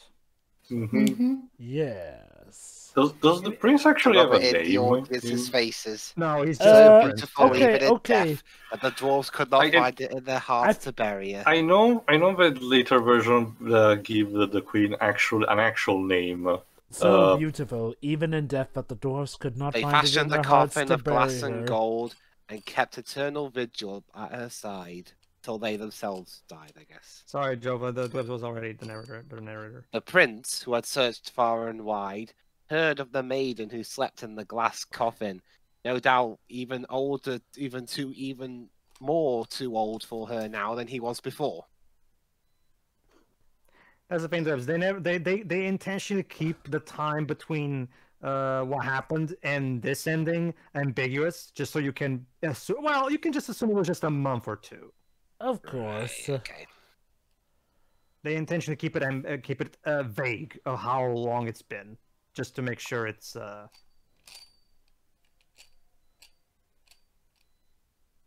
You take the lid off.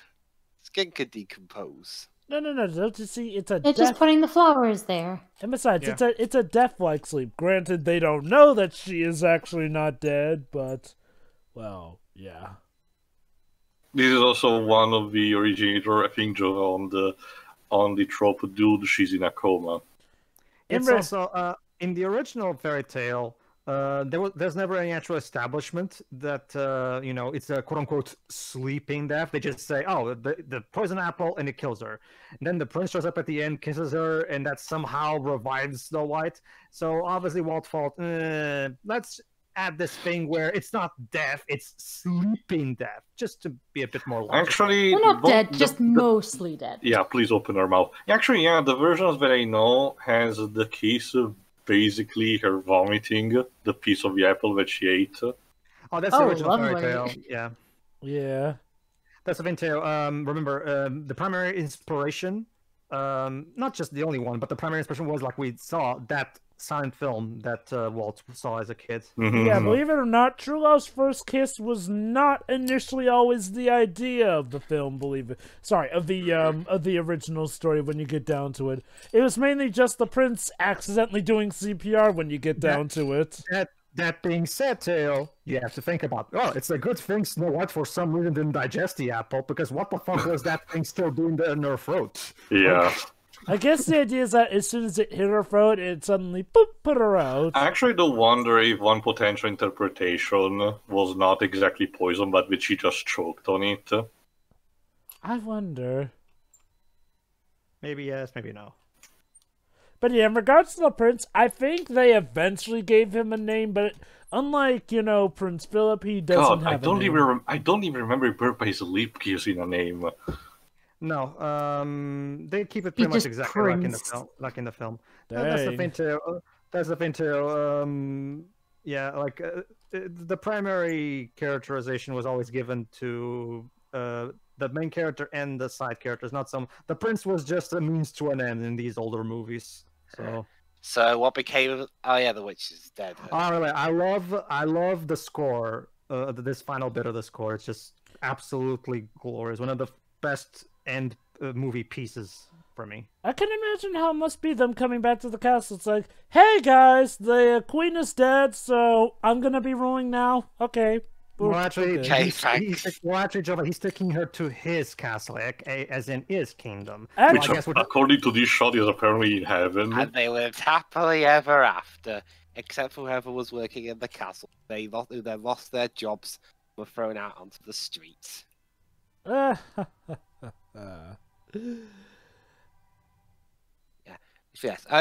this was back when Walt Disney didn't distribute their own films. And that was Snow White and the Seven Dwarfs, the first of many movies. Now they have the new Disney logo. There you go. So they added it at the end for this one. Okay, I understand that. All right, and there you go. That was it. Okay, so Dwibs, what do you think of the movie? Do you think all the hard work and mental stress on part of Walt and his team paid off? Yeah, I'd say so. Again, it's their first one, so I can cut them a bit of slack. Because there's still a lot of improvements to do after this. But I mean, ultimately, it's a very good start. It had to be, considering they had a lot riding on it.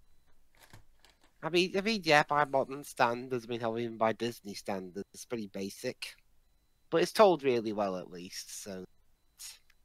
Yeah, I mean, obviously, there are Disney films I like a bit more than this one. I like in terms of ones made during Walt Disney's lifetime. I prefer Bambi more. Sure. Even with that weird jump between Bambi's mum's death and well, that's what that's what Bambi 2 is for. Yeah, that's what the interquel's for. Yeah. But yeah, overall, it's a very solid film. It has good groundwork to build off of for future movies. All right. Okay. One thing. Sorry. One thing I wanted to mention throughout the commentary, but forgot to. But it's very interesting that Disney kept at this style of movie, very, and this particular feeling of movie up until the mid '80s. Like I think the last film that was made with this particular style in mind was The Great Mouse Detective, because from Oliver and Company onwards, they started trying to be a bit more modern. He's talking about the animation, yeah, because he also talked to me about this when I showed him that movie. I can tell you that one segment of Fantasia 2000 is actually animated using this technique, so that is what basically the last remnant of that. Well, okay. I think I see what Dibs means, though, seeing as how after Oliver and Company would come in, quite possibly one of Disney's most famous eras, the Renaissance era, where they opted to get back on top of the film industry world. And they did so in many creative ways, definitely making things bolder and bigger. Paying some homage and bringing back certain trends as well, but giving them a new modern spin here and there to make them feel bigger and bolder. Like, they brought back the Disney Princess trend, which had not seen a new Disney princess since, well, the Silver Age. It even brought on stuff like, it brought back the idea of having certain songs incorporated in a way here and there, but then them bigger and bolder here and there. And like I said, it definitely, the emphasis was definitely on being more bigger and out there. To the point where what was originally supposed to be a side project ended up becoming the highest grossing animated film of all time until 2013. Yeah. Well, yeah, that's me done. So, Shira, your fault. Yeah, it's a really nice movie. It's I don't really know what to say about it. It's just lovely and a little bit terrifying. I mean, it was definitely good for the animation industry, as we saw before watching the actual thing, so glad that paid off. Would you say it's a movie that you're more terrified of now as an adult than you were as a kid? I don't even remember what childhood me actually thought of those scenes, because I did watch this movie a few times. Clearly it didn't traumatize me that much for me to watch it repeatedly, so I guess. Although I think I did get a weird thing about red apples after that, I'm not quite sure. Maybe a condition reflects it. I tend to eat green apples, but yeah, it's just a lovely movie. Like that's all I can really say about a lot of Disney movies from this time, sans ones like Pinocchio, which are Okay, now that one did terrify me as a that kid. one is terrifying. Yeah, surprisingly enough, that didn't happen with me, so I have no idea what's wrong with me. No, the thing is, that's I will honestly tell. I would argue that that Lampwick, the scene where Lampwick turns into a donkey, that's pure Collodi right there. That's actually I see what you mean, but it just didn't do anything for me. That's I actually get that. But that's the definitely scene that freaks me out. Well, but it definitely shows that they wanted to at the very least keep some of Collodi's spirit in the Yeah, movie. sure. actually, But no, sorry, there isn't really much to say. It's just a really lovely movie, I guess. All right.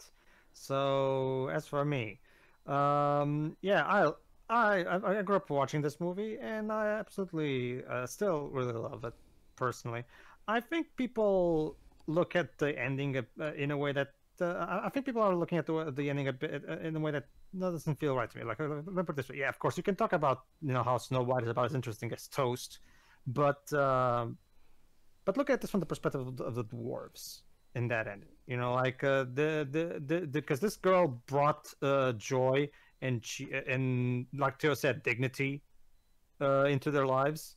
So so to have her suddenly taken away from them in this way is really, really heartbreaking. So I will argue that the climax still works if you look at it from that perspective, especially considering how the dwarves are kind of the dwarves technically are main characters. I mean, they're in the freaking title. I mean, I mean, yeah, I mean, it's a good point. That's just the thing. Like, Walt pushed for the dwarves to be, practically main characters in and of themselves by giving them more of a personality. He would also repeat this action in Sleeping Beauty with the fairies. Exactly. So yeah, basically, yeah, the movie is, of course, obviously, if you watch it with the modern lens, of course, the movie doesn't quite work because of how outdated it is. But there is still a lot of entertainment value for it, and I think it's really good to watch. Yeah, I actually still really enjoy watching this. It's one of those movies where, again, it really was one of those cases where there's a genuine magic to it that really never dies. So yeah, I'm still very fond of this movie. Even watching it now, it's still a really, really enjoyable experience. So that's funny. All right, that's about it. I'll go next as well. Oh, so go on, Jova. Sorry. Yeah, honestly, I actually think that this movie does legit still hold up. Like, in terms of giving us a take on Snow White, this one pretty much holds up well.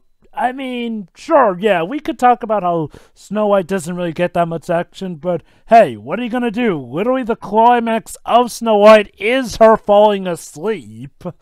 I mean, if anything, they kind of made the climax with the Queen more exciting than it is, as opposed to her having to dance herself to death after Snow White wakes up, which, in some ways, kind of makes Snow White come off as a vindictive and vengeful girl. Like, damn. So, I mean, I guess, she doesn't feel the need to be much better than the Evil Queen in that case. But no. In this case, the Evil Queen gets squashed by a boulder, struck down by Zeus, and the vultures are there to feed on her, showing that they weren't really bad guys. They were just looking and apparently were able to tell the future of what their meal was going to be. Jesus Christ. Hey, guys, a vulture's gotta eat. But no, overall, this movie definitely holds up for loads of reasons. First off, if it weren't for this movie being the success it was, we wouldn't have had no more Disney. Like, Disney would have been out, their lights turned out. Forget Disney. We who knows if we would even have Hollywood animated films, period. Probably, like I think it would have eventually the Fleischer Studios in some fashion. Or maybe Warner Brothers, if Warner Brothers would have even been a thing. Well, that's the thing. Warner Brothers at the time only made remember, back when this movie was being made, literally everybody outside of Disney was calling this a stupid idea. This would never work. So if this failed hard, yeah, I'm not really entirely faithful that eventually somebody else will take that risk.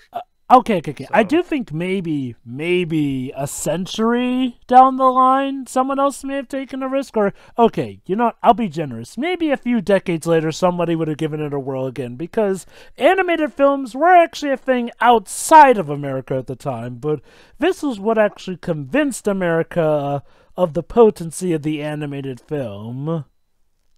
Mm-hmm. That said, imagine...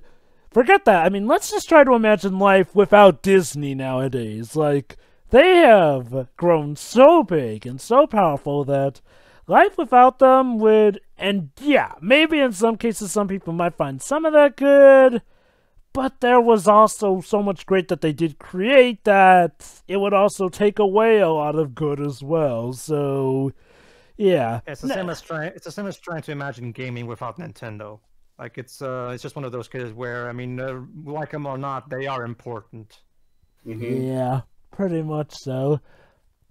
And yeah, this movie, like I said, sadly this movie would become a bit of an old regret of Disney's because later movies would be constantly compared to it, and none of them would really turn the same profit that this movie did. Walt would kind of become bitter toward this film. Thankfully, around the Silver Age, he let go of that regret when his movies actually started turning profits without having to be, you know, packaged films again. So it didn't last forever. It's just, man, looking at this film from top to bottom on everything that was put into it and everything that came out of it, it truly is still a wonder.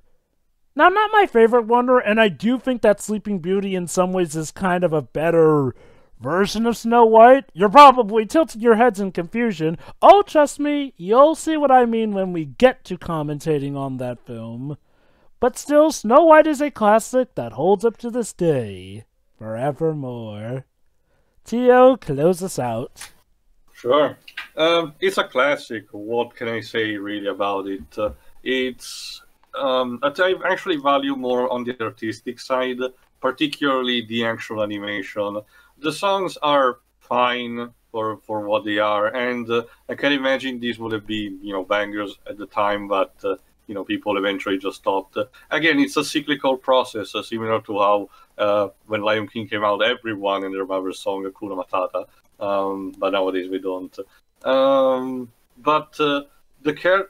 Again, as an adaptation with expansion, it, you know, like Pedro mentioned, it helps, reinforces what the original story may have lacked, sacrificing the much more darker aspects. Yes, despite the fact that this movie is dark still, especially for today's Disney standard, the original story was still even much more. Despite sacrificing that, it's still, you know, fine enough. But it's more important also what the movie represents, like we mentioned, the fact that it paved the way for the AAA animation cinema movie released almost yearly, not necessarily yearly for Disney, but Studio Wolves follow suit, the competition, another thing that Pedro mentioned, and it will pave the way for the decades to come. The interesting factor also is that I previously didn't mention, the way they came up with the names for the dwarves also in other countries, including mine, was actually creative as well. I don't know if they were translated immediately at that point. Remember, at the time this movie was released, my country was still under fascist rule, and there was a strict imposition of avoiding everything the dangerous Americans were making. So I wonder if these actually got exported immediately, or we waited until the 50s. But the name they came out for the Seven Dwarves actually is pretty creative. It's mostly the same for everyone, but for example, Sneezy is instead called, like the term we use for the Greek god of the wind, which makes sense because his knees are so powerful. So there's that. But yeah, it's really enjoyable. It's really great to see on artistic value. It scared the shit out of me and a lot of other children back then. So there's that. And despite you know, being a product of its time, it still is important, you know, and a masterclass for everyone to see.